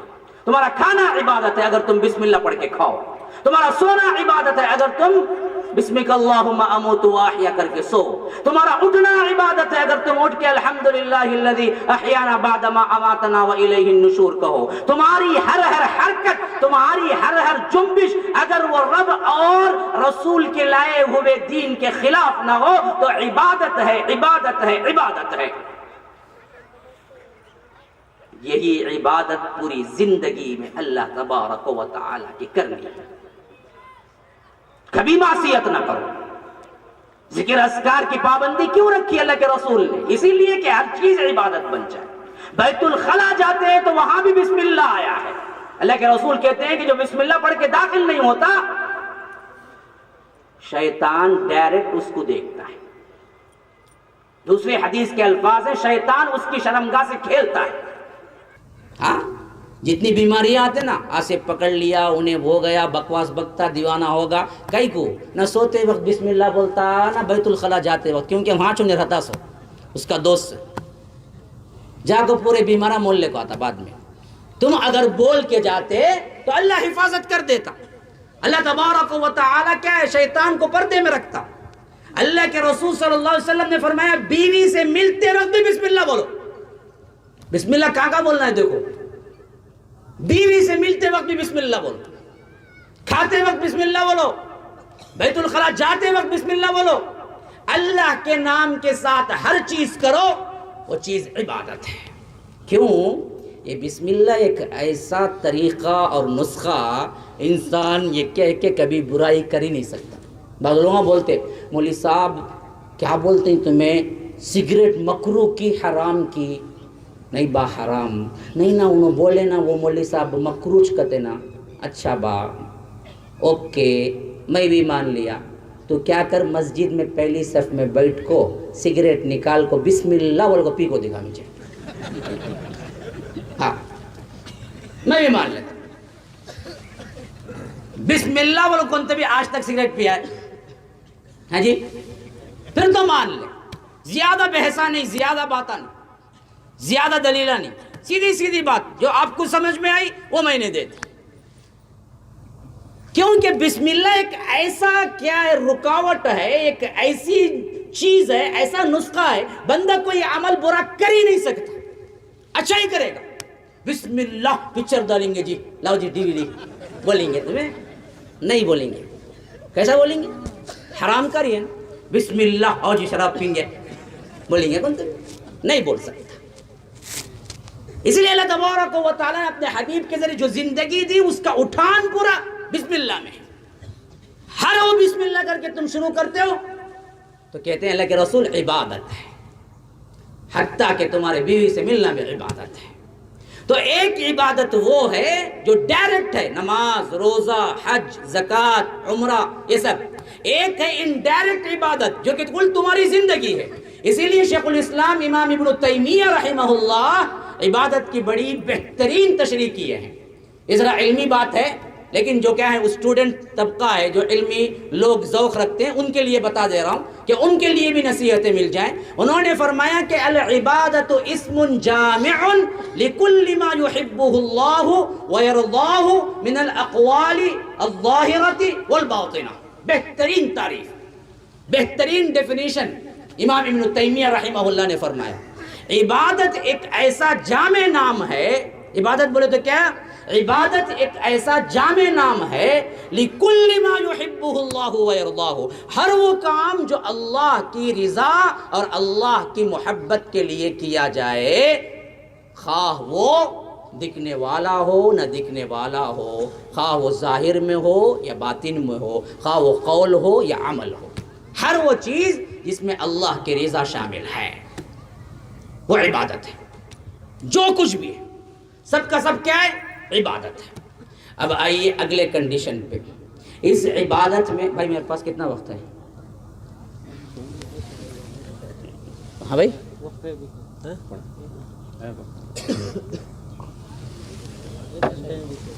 جی 11:30 ٹھیک۔ ابھی اس عبادت میں سب سے بڑا دراڑ کہاں سے آتا ہے؟ عبادت کب عبادت نہیں رہتی؟ کیونکہ کیا ہے جی، آپ کیا ہیں، گھڑا بھرا ہوا ہے، ہاں جی، اوپر سے بہترین پلاسٹر چمکتا دمکتا خوبصورت چاند تارے کا کیا ہے، اوپر سے اوڑنا بھی اڑا دلیں اسے، کہاں درگاہ میں رکھو رہتے نا گھڑا پانی کا، ہاں پتا نیچے کیا بھیا، نیچے سوراخ ہے۔ اب تمہیں پورا دن اس میں پانی بھر لے ہوتے، کتنا پانی رنگا؟ کیا بھی نہیں رنگا، کچھ بھی نہیں، ایک خطرہ بھی نہیں۔ وہی اس سوراخ کو بند کرے، پھر اس کے بعد ایک گلاس پانی ڈالے تو کتنا پانی رنگا؟ پورا ایک گلاس رنگا۔ ہاں تو یاد رکھو کہ یہ عبادت کو بہت بڑا سوراخ کرنے والا ایک کام ہے۔ اگر اس میں تم نے سوراخ کر دیا پھر تو تمام عبادتیں کیا ہو جاتی جی؟ باطل، اس کا کوئی ویلیو نہیں ہوتی اللہ تبارک و تعالیٰ کے ہاں۔ ایک چیز جو دراڑ پڑ جاتی ہے۔ اب دیکھیے نا، ایک سادہ اصول میں بتلا رہا ہوں، تھوڑا سا کیا ہے، میکس پڑھے ہوئے لوگ اچھی طرح سمجھ سکتے ہیں۔ 1 into 1 ہاں جی 1 lakh into 1 1 lakh 10 lakh into 1 10 lakh 10 crore into 1 10 crore لیکن 1 into 0 0 10 lakh into 0 0 10 crore into 0 0 وہ ایک ہی توحید ہے۔ اصل چیز کیا ہے جی؟ وہ جو ایک لگتے ہی کیا بنا؟ 10 کروڑ into 1 10 کروڑ۔ وجہ کیا؟ ایک تھا، وہ ایک نکالو 10 کروڑ into 0 0، تو 0 کو بنانے والی چیز شرک کہلاتی ہے۔ وہ ایک کیا ہے جو 10 کروڑ کو 10 کروڑ بناتا؟ توحید۔ بولو کیا ہے وہ؟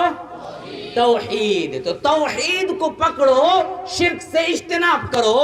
شرک ہی وہ سوراخ ہے جو آ کر توحید میں دراڑ ڈالتا ہے، تو پھر تمہاری کوئی چیز اللہ تبارک و تعالی قبول نہیں کرتا۔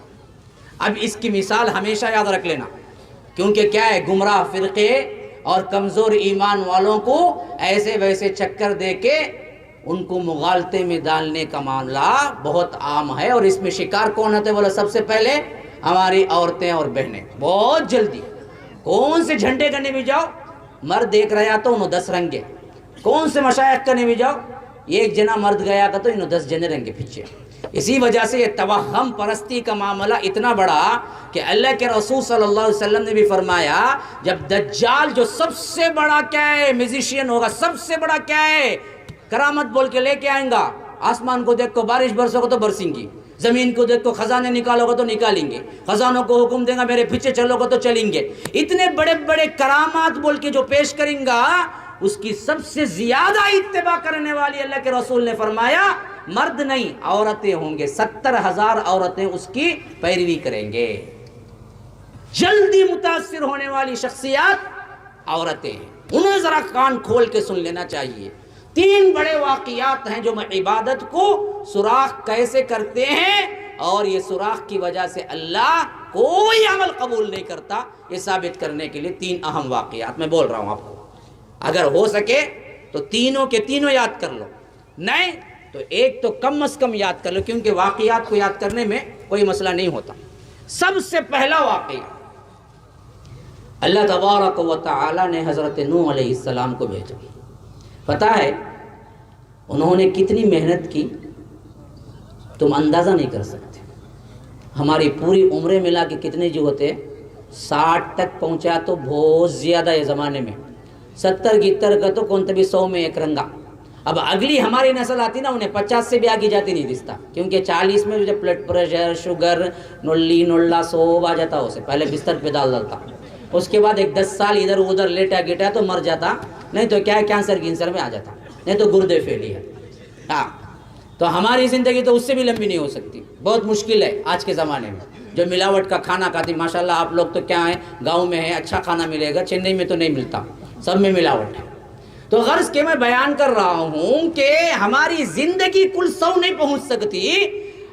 اللہ تبارک و تعالی خود قرآن میں گواہی دے رہا ہے، لقد ارسلنا نوحا الى قومه فلبث فيهم 1000 سنة الا 50 عاما، 50 کم ہزار سال خالی دعوت کی حضرت نوح علیہ السلام، پوری زندگی نہیں، پوری زندگی ان کی 1000 یا 1000 سے اوپر 1050 سال تھی، خالی دعوت جو دیے، قوم کو بلایا اللہ کی طرف، وہ دعوت کی پیریڈ کتنی ہے؟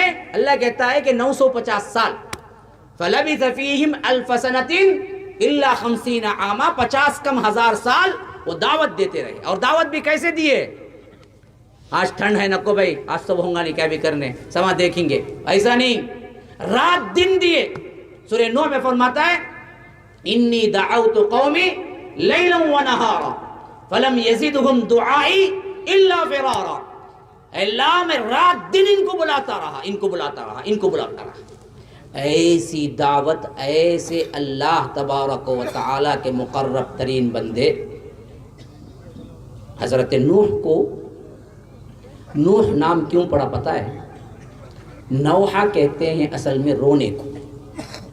اللہ کے ڈر سے وہ اپنی زندگی میں اتنا روئے، اتنا روئے، اتنا روئے، مفسرین کہتے ہیں کہ انہیں کیا تھا، آنکھ کے اس طور پر سیدھی آنکھ کی طرف ایک لکیر جو پانی گرنے کی وجہ سے پڑ گئی تھی، اور بائیں آنکھ کی طرف ایک لکیر پڑ گئی تھی جو پانی گرنے کی وجہ سے بن گئی تھی۔ جس طرح کسی پتھر پہ لگاتار کوئی قطرہ پڑتا رہتا ہے تو ایک نشان بن جاتا ہے، ویسے ہی آنکھوں سے لگاتار پانی نکلنے کی وجہ سے دائیں طرف ایک لکیر، بائیں طرف ایک لکیر پڑ گئی تھی، جس کی وجہ سے انہیں نوح پکارا گیا کہ بہت زیادہ اللہ کے لیے ڈر کر رونے والا بندہ۔ اب اس کی کیا کیا صفتیں بھائی؟ ایک خالص اللہ کے ڈر سے رونے والے بندے، دوسرا 900 سال تبلیغ کیے، تیسرا رات دن تبلیغ کیے۔ بھائی ذرا پھر کھائیے مجھے بھی کھلائیے، یہ کون سا انصاف ہے؟ مجھے تو بٹھا دیے ہیں تو میری بات کیسے آپ سمجھ پائیں گے؟ ذرا یہاں سے گزارش دے جائے گا، چائے نہیں اب معاملہ ہے نہیں کیا بھائی؟ تو جتنے کو دیے وہاں سے کھڑا ہو، انشاءاللہ آخری میں سب کو 2 چائے دے ڈالو، ہونا تو ملا وہ۔ اور یہ سب چنئی کی زبان، ہماری زبان ہے لوکل، ہیں ذرا کیا ہوتا موڈ اتنا دیر سے سن لے کو ہی نا، بعد میں کیا مولوی صاحب ایسا کاٹ کہیں کرو بول کو کیا نہیں ہو جانا، انسان بیزار نہیں ہو۔ ذرا ہنس گس کو صرف فریش ہو گئے تو میں لے کو جاتا ہوں پھر ٹاپک فریش ہو گئے۔ ہاں تو غرض کے میں بیان کر رہا تھا کہ حضرت نوح علیہ السلام اتنی قربت، اتنا رونا، اتنی دعوت، اتنی محنت، پھر اس کے بعد کیا ہوا، چند لوگ ہی اسلام قبول کیا۔ جلالین کی تفسیر کے مطابق تو وہ کہتے ہیں جلال الدین سیوطی رحمہ اللہ 80 لوگ تھے، 80 کتنے سال کی محنت میں جی؟ 900 سال کی محنت میں 80 لوگ اسلام قبول، بقیہ سب نے انکار، من الکافرین دیارا، ایک بندے کو بھی زمین میں نہ چھوڑے ان بدبختوں کو جنہوں نے میری دعوت کا انکار کیا۔ تو اللہ نے کہا اچھی بات ہے، تو ایمان لائے وہی بچیں گے، وہی بچیں گے۔ اللہ نے کہا جب ایک کشتی بنائے تو لوگ مذاق اڑانے لگے، قوم آ کے بولے کیا زمین پہ چلاؤ گے کشتی؟ تو حضرت نوح بولے قال ان تسخروا منا فإنا نسخر منکم کما تسخرون، آج تم مذاق اڑاؤ جی، ایک دن آئیں گا میں بھی مذاق اڑاؤں گا تم پر، تب معلوم ہو میں کیوں کشتی بنا رہا ہوں۔ تو غرض کے حضرت نوح کشتی بنائے۔ کشتی بنانے کے بعد اللہ تبارک و تعالی نے نشانی دیا، فرمایا حتی اذا جاء امرنا وفارت النور قل نحمل فيها من كل زوجين اثنين واهلك الا من سبق عليه القول ومن آمن معه الا قليل وقال اركبوا فيها بسم الله مجريها ومرساها۔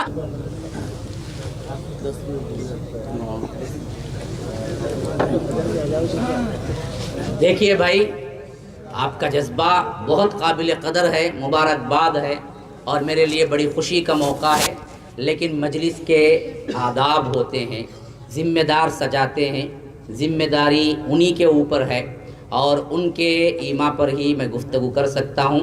اب بڑے لوگوں نے مجھے 10 منٹ کی اجازت دی ہے، ہاں نا بھائی، 10 منٹ، میں انشاءاللہ 10 منٹ اور گفتگو کروں گا، کیونکہ میرے اور بھی تو بیان ہے، آپ آ سکتے ہیں، کل جمعہ میں بھی ہے اور کہیں اور بھی ہے، شاید آپ ذمہ داروں سے پوچھ لیں، جمعہ کی رات میں بھی ہے، انشاءاللہ کیا ہے وہاں ملاقات کر لیں گے۔ اور دوسری بات یہ ہے کہ میرا ہر بیان ریکارڈ ہوتا ہے اور یوٹیوب پہ موجود ہے، ہمارا چینل msli.in، آپ سبسکرائب کر لیجئے، آپ کو ہر بیان اپڈیٹ ہوتا رہے گا۔ آپ یوٹیوب پہ جائیے www.msli، 4 الفاظ یاد رکھ لیجئے، msli.in پہ لاگ ان کر لیجئے، اور آپ کو کیا ہے ہر بیان میرا اپڈیٹ ہوتا رہے گا۔ جو لوگ کر سکتے ہیں ابھی بھی، وہ لوگ بھی سبسکرائب کر سکتے ہیں، آپ کو ہر بیان مل جائے گا انشاءاللہ العزیز۔ تو غرض کے اب آخری پوائنٹ پہ چند باتیں اور بھی بتا دوں۔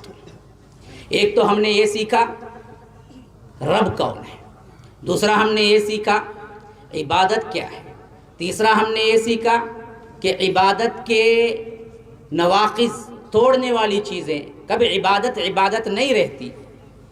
اب اس کے بعد آپ کو اس حوالے سے چند باتیں کہ اللہ کے رسول صلی اللہ علیہ وسلم نے اس توحید کے لیے کیا کچھ قربانیاں دی، آپ نے سمجھ لیا، سن لیا، بس کیا ہے بہت اچھا تھا بیان بول کے چلے جانا، نہیں اپنا تن من دھن اس دعوت کے لیے لگا دینا۔ بولو نا بھائی، ہاں اصل مقصد تو یہ ہے میرے بھائیوں، اور اس کے لیے اللہ کے رسول صلی اللہ علیہ وسلم کو جب دوسری وحی کے الفاظ اترے، یا ایھا المدثر قم فانذر، اے کمبل اوڑھ کر سونے والے، یہ پیارا خطاب ہے جو اللہ کے رسول کی اس وقت کی حالت کو بیان کر رہا ہے۔ مدثر اور مزمل کا ایک ہی معنی ہے، اے چادر اوڑھ کر لیٹنے والے۔ اللہ نے کہا کہ قم، اٹھو، فانذر، ڈراؤ، وربک فکبر، اپنے رب کی بڑائی بیان کرو۔ بس اس حکم پہ جو اللہ کے رسول اٹھے نا جی، پھر کبھی آرام نہیں کیا، اللہ کی قسم پھر کبھی آرام نہیں کیا، پھر کبھی اللہ کے رسول صلی اللہ علیہ وسلم نے آرام نہیں کیا۔ اس کے لیے بھوک برداشت کی، اس کے لیے کانٹے برداشت کیے، اس کے لیے مار برداشت کی، اس کے لیے جنگیں برداشت کی، اس کے لیے خون بہایا، اسی کے لیے سب کچھ کیا، حتیٰ کہ محمد الرسول اللہ صلی اللہ علیہ وسلم کو دیکھ کے اللہ تبارک و تعالیٰ کو پیار آیا، اتنا پیار آیا، اتنا پیار آیا کہ کئی جگہ اللہ نے تنبیہ کی کہ اتنی فکر نہ کیجئے اے میرے حبیب، اتنی فکر نہ کیجئے۔ ہاں یاد رکھیے، پوری امت کی فکر کیوں نہیں ایمان لاتے، کیوں نہیں یہ لوگ مومن بن جاتے؟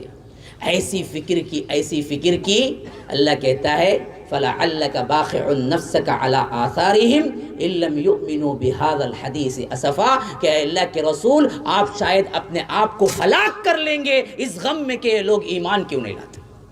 اللہ کے رسول کو تنبیہ کرنا پڑی اللہ تبارک و تعالی، پیار سے تنبیہ. اللہ کے رسول اتنا کیوں سوچتے ہیں آپ کی ذمہ داری پہنچانا ہے بس، قبول نہیں کیا تو وہ اس کی ذمہ داری ہے. لیکن اللہ کے رسول پھر بھی فکر کر رہے ہیں، بار بار جا رہے ہیں.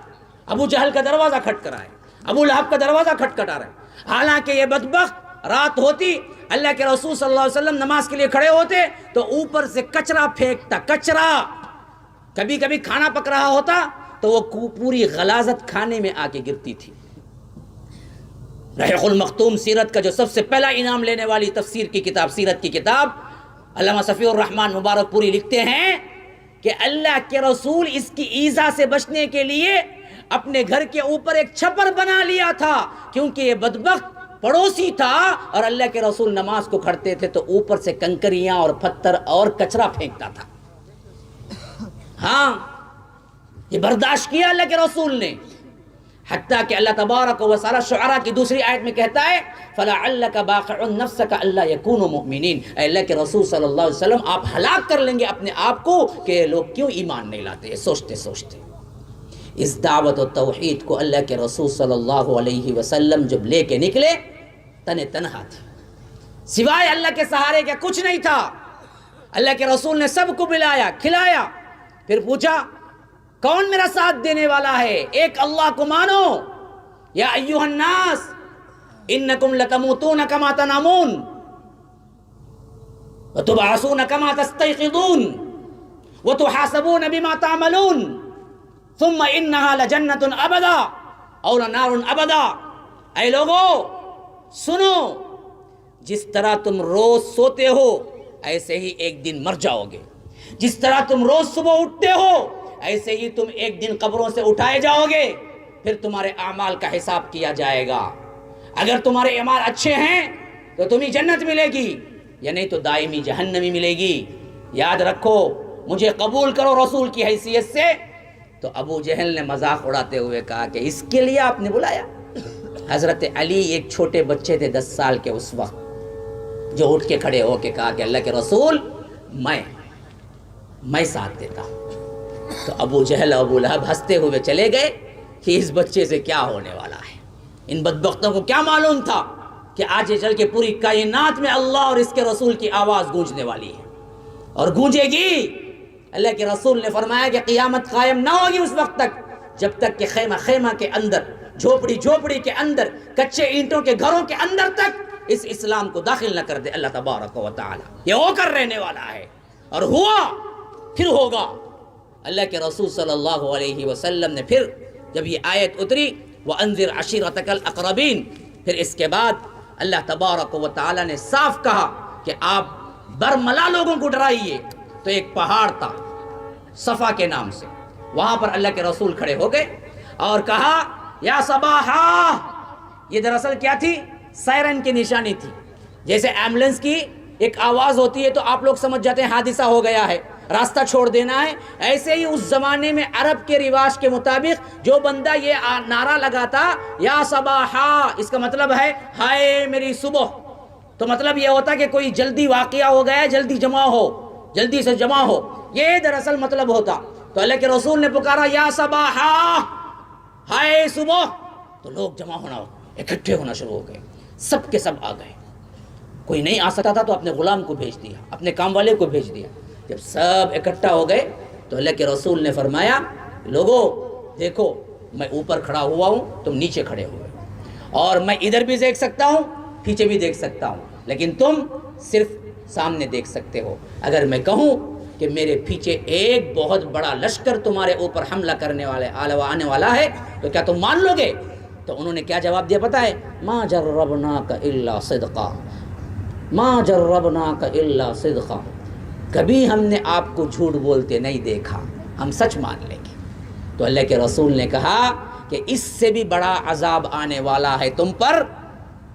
اس عذاب سے پہلے مجھے نبی بنا کر بھیجا گیا ہے کہ ایک اللہ کی عبادت کرو تو سب ہنستے مسکراتے طنز کرتے چلے گئے، حتیٰ کہ ابو لہب نے نیچے سے مٹی کے جو کنکر اٹھائے اور اللہ کے رسول کی طرف نعوذ باللہ پھینکتے ہوئے کہا کہ تبا لک یا محمد۔ اللہ اکبر، اللہ اکبر، کیا کیا سہا ہے میرے نبی نے۔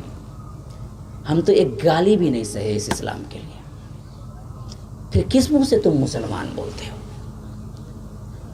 اللہ چاہتا تو ایک بھی ظلم، ایک کانٹا چبھے بغیر اللہ کے رسول کی دعوت کو پوری کر سکتا تھا؟ نہیں کر سکتا تھا، کی نہ کیا؟ اگر کر دیتا تو امت کو اسوہ کہاں سے ملتا؟ تم کہتے کہ بھائی وہ تو معجزانہ طور پر دعوت ہو گئی، ہمارے پاس معجزے کا ہی بولتے نا۔ اللہ کے رسول صلی اللہ علیہ وسلم کو اسوہ بنایا کہ دیکھو میرے حبیب کو طائف میں پتھر کھانے پڑے، کانٹوں پہ چلنا پڑا، دندان مبارک شہید ہوئے غزوہ احد کے اندر، زہر کھانا پڑا۔ یہ میرے حبیب کی حالت اس راہ میں ہوئی تو تم کون ہو؟ تم کچھ کر کے آئے بغیر سیدھے جنت چلے جاؤ گے؟ حسب الناس ان یترکوا ان یقولوا آمنا وهم لا یفتنون۔ کیا تم نے یہ سمجھ رکھا ہے کہ تم ایمان لائے یہ بولنے پر کیا ہے ہم تمہیں جنت بھیج دیں گے؟ تمہیں آزمائیں گے نہیں؟ ضرور آزمائیں گے۔ وَلَقَدْ فَتَنَّا الَّذِينَ مِن قَبْلِهِمْ، اس سے پہلے بھی جتنے مسلمان ہوئے ہم نے انہیں آزمایا۔ اس راہ میں تکلیفیں آئی تو سمجھ لو اللہ نے تمہارے ایمان کو قبول کیا ہے۔ ٹھنڈے ٹھنڈے میٹھا کھانا سنت ہے پہ رہے تو یاد رکھو کوئی ویلیو نہیں۔ میٹھا کھانا سنت ہے لیکن کبھی داڑھی رکھنا سنت ہے سمجھ نہیں آتا۔ میٹھا کھانا سنت ہے لیکن وہ برابر کھاتے، ایک دو کھوٹری نہیں، چار چار پانچ پانچ کھاتے ہیں۔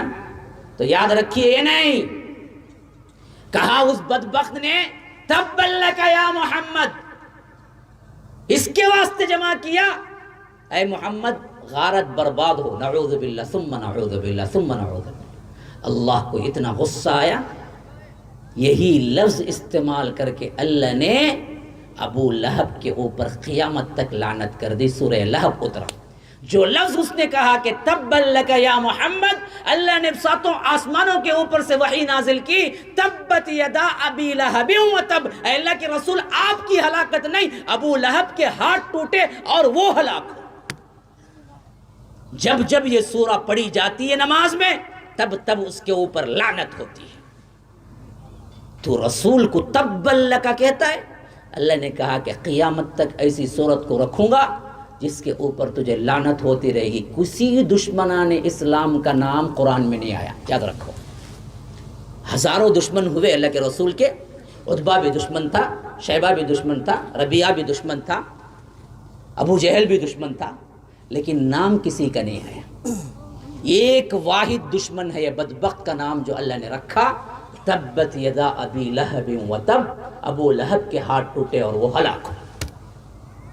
اللہ کے رسول صلی اللہ علیہ وسلم کو یہ بھی سہنا پڑا۔ پھر 7 نبوت کا زمانہ یاد رکھو، تمام قریش نے مل کے کیا کیا؟ اگریمنٹ سائن کی، ہم کوئی چیز لین دین کھانا پینا شادی بیاہ کچھ نہیں کریں گے بنو ہاشم کے ساتھ، جس کے پاداش میں اللہ کے رسول کو 3 سال قید میں رہنا پڑا، حتیٰ کہ قید بھی ایسی قید تھی جہاں کھانے کے لیے ترسنا پڑا۔ بلال رضی اللہ عنہ کہتے ہیں کہ ہمیں 3 دن 4 دن گزر جاتے تھے، کوئی چیز ایسی نہیں ملتی تھی جو کہ کوئی جاندار کھا سکتا ہو، انسان نہیں جاندار کوئی کھا سکتا ہو، وہ چیز بھی ہمیں نہیں ملتی تھی۔ کبھی کبھی بھوک کے مارے ہم باہر نکل کے تلاش کرتے تھے مکے کی گلیوں میں، کوئی چمڑا پڑا ہوا ملتا تھا، کوئی چمڑا پڑا ہوا ملتا تھا جس کو ہم دھو کے 2 ٹکڑے کر کے کھا لیتے تھے۔ اللہ کے رسول کو یہ سب سہنا پڑا تو کس کی پاداش میں؟ پھر یہ ابو طالب کے پاس پہنچے، کہا کہ تم اپنے بھتیجے کو روکو ورنہ تو ہم کیا کریں گے، ایکشن اٹھائیں گے یا قتل کر دیں گے۔ تو حضرت ابو طالب مایوس ہو گئے، اللہ کے رسول کو بلایا، کہا کہ بیٹا جہاں تک میرے اندر ہمت تھی میں نے تمہاری سپورٹ کی، آج میں بوڑھا ہو چکا ہوں، قریش کے سردار بھی دراصل ہمارے کیا ہیں، دشمن بن چکے ہیں، آخر تم میرے اوپر اتنا بوجھ نہ ڈالو جو میں نے سہ نہیں سکتا۔ تو انہوں نے کہا چچا جان کیا سمجھتے ہیں آپ، اگر یہ لوگ میرے سیدھے ہاتھ میں سورج لا کے رکھ دیں اور بائیں ہاتھ میں چاند لا کے رکھ دیں، پھر کہیں کہ اس دعوت کو چھوڑ دوں، تو نہیں چھوڑ سکتا یہاں تک کہ اللہ اس کو غالب کر دے یا اللہ تبارک و تعالیٰ اسی راہ میں میرے لیے شہادت لکھ دے۔ میں چھوڑ نہیں سکتا اس دعوت کو۔ پھر آگے چلو، اللہ کے رسول صلی اللہ علیہ وسلم 10 نبوت کو پہنچے، نبوت کے 10ویں سال حضرت خدیجہ کی بھی وفات ہو گئی، ابو طالب کی بھی وفات ہو گئی، سپورٹ کرنے والے بھی کوئی نہیں رہے، مکے کے لوگ بھی مایوس، اتنا مایوس کر دیے کہ اللہ کے رسول نے مکہ چھوڑا، طائف گئے، وہاں 3 سردار تھے، عبد یالیل، حبیب، مسعود، ایک ہی باپ کے تینوں بیٹے تھے، 3 بڑے بڑے سردار تھے، ان تینوں کے پاس گئے، کہا کہ اللہ نے مجھے نبی بنایا ہے، اللہ نے توحید پیش کی، اللہ ایک کو مان لو۔ انہوں نے ایک تو مذاق اڑایا، تم کو بنایا تو میں بات ہی نہیں کرتا۔ دوسرا بولا آپ کو بنایا ہے یہ ماننے سے بہتر یہ ہے کہ ہمیں کیا ہے، کعبۃ اللہ کا پردہ ہی پھاڑ دیں، اللہ کو تم ہی ایک ہی ملے، کیا ہمارے سب دولت ہے، سردار ہیں ہم، اللہ نے ہم پر نہیں اتارا، کوئی تم پہ اتار دیا، اللہ رجل من القریتین عظیم، یہ بڑے بڑے شہروں کے لوگوں پر تو نہیں اترا، تم کو نبی بنا دیا، تو مذاق اڑایا۔ آخری میں اللہ کے رسول نے کہا کہ اچھا اگر تم اسلام قبول نہیں کر سکتے ہو تو اس بات کو راز میں رکھو، میں جیسے آیا ویسے ہی پلٹ کے چلا جاتا ہوں۔ ان بدبختوں نے وہ بھی نہیں مانا، جیسے اللہ کے رسول نکلے ان کے گھروں سے، اوباشوں کو اور جو لٹیرے ہیں، جو کہ وہاں کے کیا ہیں، اوباش درندے ہیں، ان کو کہہ دیا کہ کوئی پاگل ہے جو آ گیا ہے مکے سے، ان کو جو چاہے کرو، ہم پوچھنے والے نہیں ہیں۔ تو حدیث میں آتا ہے کہ اللہ کے رسول صلی اللہ علیہ وسلم کو کوئی پتھر مار رہا تھا، کوئی کیا ہے کانٹے چبا رہا تھا، کوئی گالیاں کس رہا تھا، اور زید بن حارثہ صرف ایک صحابی ساتھ تھے اس وقت جو کہ پھر کے آ کے ان پتھروں کو لے رہے تھے، لیکن پھر بھی اللہ کے رسول پہ اتنے پتھر پڑے کہ خون نکلتے جوتے مبارک میں جم گیا اور اللہ کے رسول بے ہوش ہو کے گرنے لگے۔ تو حضرت زید بن حارثہ اپنے کھندے میں ڈالے اور وہاں سے لے کے بھاگے، ایک باغ میں بیٹھے، وہاں پر کچھ ہوش آیا، انگور اور پانی پیش کیا گیا، وہاں کچھ کھائے، پھر اللہ کے رسول حضرت زید بن حارثہ کے ساتھ وادی نخلا میں پہنچے، وہاں پہنچے تو نفل نماز پڑھی اور اللہ سے دعا کی اور کہا کہ اللہ یہ کن لوگوں کے حوالے تو کر دیا ہے، کیا اللہ تو ناراض ہے مجھ سے؟ اللہ اکبر، کیا درد مندی آواز ہے، دیکھیے اللہ کے رسول نے کہا کہ اے اللہ یہ کن لوگوں کے حوالے تو کر دیا ہے مجھے، کیا تم مجھ سے ناراض ہے؟ اب اگلا جملہ دیکھو، اگلا جملہ رونگٹے کھڑے کر دینے والا جملہ، کہا کہ اے اللہ تو راضی ہے اور تیرا نبی مار کھا رہا ہے تو میں بھی راضی ہوں، بس مجھے اتنا پتا ہونا ہے تو ناراض تو نہیں ہے میرے سے، ناراضگی کی وجہ سے تو یہ لوگ مجھے پتھر نہیں مار رہے ہیں، اگر تو راضی ہے تو میں بھی راضی ہوں۔ اللہ کی رحمت جوش میں آئی، جبرائیل علیہ السلام، میکائیل علیہ السلام پہاڑوں کے فرشتوں کے ساتھ اترے۔ جبرائیل علیہ السلام نے آ کے کہا کہ اللہ کے رسول سلام کہتا ہوں۔ اللہ کے رسول نے جواب دیا، کہا کہ میرے بازو میں کھڑے ہوئے ہیں، طائف اصل میں 2 پہاڑوں کے درمیان رہنے والی بستی کو کہتے ہیں، ادھر بھی پہاڑ تھا ادھر بھی پہاڑ تھا۔ تو حضرت جبرائیل علیہ السلام نے کہا کہ اللہ کے رسول میں ان پہاڑوں کے فرشتوں کے ساتھ آیا ہوں، یہ بھی آپ کو سلام کہتے ہیں۔ اللہ کے رسول نے اس کا بھی جواب دیا، پوچھا کیا حال ہے؟ کہا کہ اللہ نے بھیجا ہے آپ کی دعا سن کر، اگر آپ حکم دے دیں یہ 2 پہاڑوں کے درمیان بسنے والی اس بستی کو، دونوں پہاڑوں کو ملا کر کچل کر رکھ دیں، صرف آپ کے حکم کا انتظار ہے۔ رب نے کہا ہے کہ رسول نے اس کہا تو کر دو ان کو۔ رحمت للعالمین بن کے آئے تھے، دشمنوں کے لیے بھی رحمت تھے، اپنوں کے لیے بھی رحمت تھے، جانوروں کے لیے بھی رحمت تھے، انسانوں کے لیے بھی رحمت تھے، جنوں کے لیے بھی رحمت تھے، چرند پرند کے لیے بھی رحمت تھے۔ وہ رحمت للعالمین کیسے گوارا کرتے کہ ان پر عذاب ہو جائے؟ اللہ کے رسول صلی اللہ علیہ وسلم نے کہا نہیں، اللہ اکبر، اللہ اکبر، کیا کیا نہیں سہا میرے نبی نے۔ اللہ تبارک و تعالیٰ نے کہا کہ ایک لفظ کہہ دو، ایک لفظ کہہ دو، میں ان کو برباد کر دیتا ہوں۔ آج ہم چھوٹے چھوٹے مسئلے پہ بد دعائیں دیتے ہیں، اپنے ہی مسلمان بھائیوں کو گالیاں دیتے ہیں، اپنے ہی مسلمان بھائیوں کو غارت ہونے کے کیا منظر دیتے ہیں، اور ایسے دیکھتے ہوئے ہنستے ہیں، مسکراتے ہیں، فلاں کا کیا ہے گھر گر گیا، مذاق ہے، فلاں گاڑی سے گر گیا، اچھا ہوا۔ یہاں رسول اپنے دشمنوں کے لیے بھی کیا ہے بد دعائیں نہیں دیتا ہے۔ اس رسول کی امت ہو مسلمانوں، ذرا تو لاج رکھ لو، ذرا تو لاج رکھ لو۔ اس رسول کی امت ہو جس قوم سے پتھر کھائے، خون بہا، اللہ نے کہا کہ تم ایک لفظ کہہ دو ان کو غارت کر کے رکھ دوں، تو اللہ کے رسول نے کہا کہ نہیں نہیں، اللہم اہد قوما فإنہم لا یعلمون، اے اللہ ان کو ہدایت دے دے، یہ مجھے نہیں جانتی ہیں کہ میں کون ہوں، یہ نہیں جانتے ہیں کہ میں کون ہوں، ان کو ہدایت دے دے۔ میں بدعا کرنے کے لیے نہیں آیا ہوں، میں عذاب کے لیے نہیں آیا ہوں۔ کہا جبرائیل سے کہ اگر یہ نسلیں ایمان نہ لائیں تو کوئی بات نہیں، میں سوچتا ہوں، مجھے اندیشہ ہے کہ یہ نسلیں نہیں تو ان کے کم از کم بیٹے اسلام لے آئیں گے۔ یہ ہیں محمد الرسول اللہ صلی اللہ علیہ وسلم، جس کی امت ہونے کا فخر تو ہے، لیکن افسوس کہ ان کے مشن کو بھول گئے۔ انہوں نے کس پہ چھوڑا تھا امت کو، وہ بھول گئے۔ یہ کیسی بے رخی ہے، یہ کیسی بے رغبتی ہے رسول سے۔ جس مشن کے لیے اللہ کے رسول نے مار کھایا، اس مشن کے لیے آپ کچھ نہیں کرتے۔ پہلے سچے پکے مسلمان بننا ہی دور کی بات، اگر کوئی بنتا ہے تو نہ دعوت، نہ اسلام کے لیے سرگرمی، نہ اس کے لیے جان مال کھپانا، نہ اس کے لیے تن من دھن دینا، نہیں۔ اگر ایسا ہوتا تو آج ہندوستان کا نقشہ کچھ اور بیان کرتا، لیکن نہیں۔ ہم نے کھانے میں کیا ہے انٹرسٹ بتایا، ہم نے کیا ہے نت نئے پکوان بنائے، لیکن ہم نے اسلام اور ایمان کے لیے کچھ نہیں کیا۔ میرے مسلمانوں، یہ دن یاد رہے آپ کو۔ کوئی آیا تھا آنے والا، بعض باتیں کہہ گیا تھا جو دل کو چھو گئی تھی، تو آپ بھول نہ جائیں کہ ایک جلسہ ہے، بس آئے اور چلے گئے۔ اللہ کی قسم یاد رکھو، اس پورے مجمع میں سے ایک بندہ بھی بن جائے نا، میں سمجھوں گا کہ اللہ نے میرا آنا قبول کر لیا ہے۔ ھذا وباللہ التوفیق، صلی اللہ وسلم علی نبینا محمد۔ اسأل اللہ لی ولکم ولسائر المسلمین من کل ذنب فاستغفروه انه هو الغفور الرحیم۔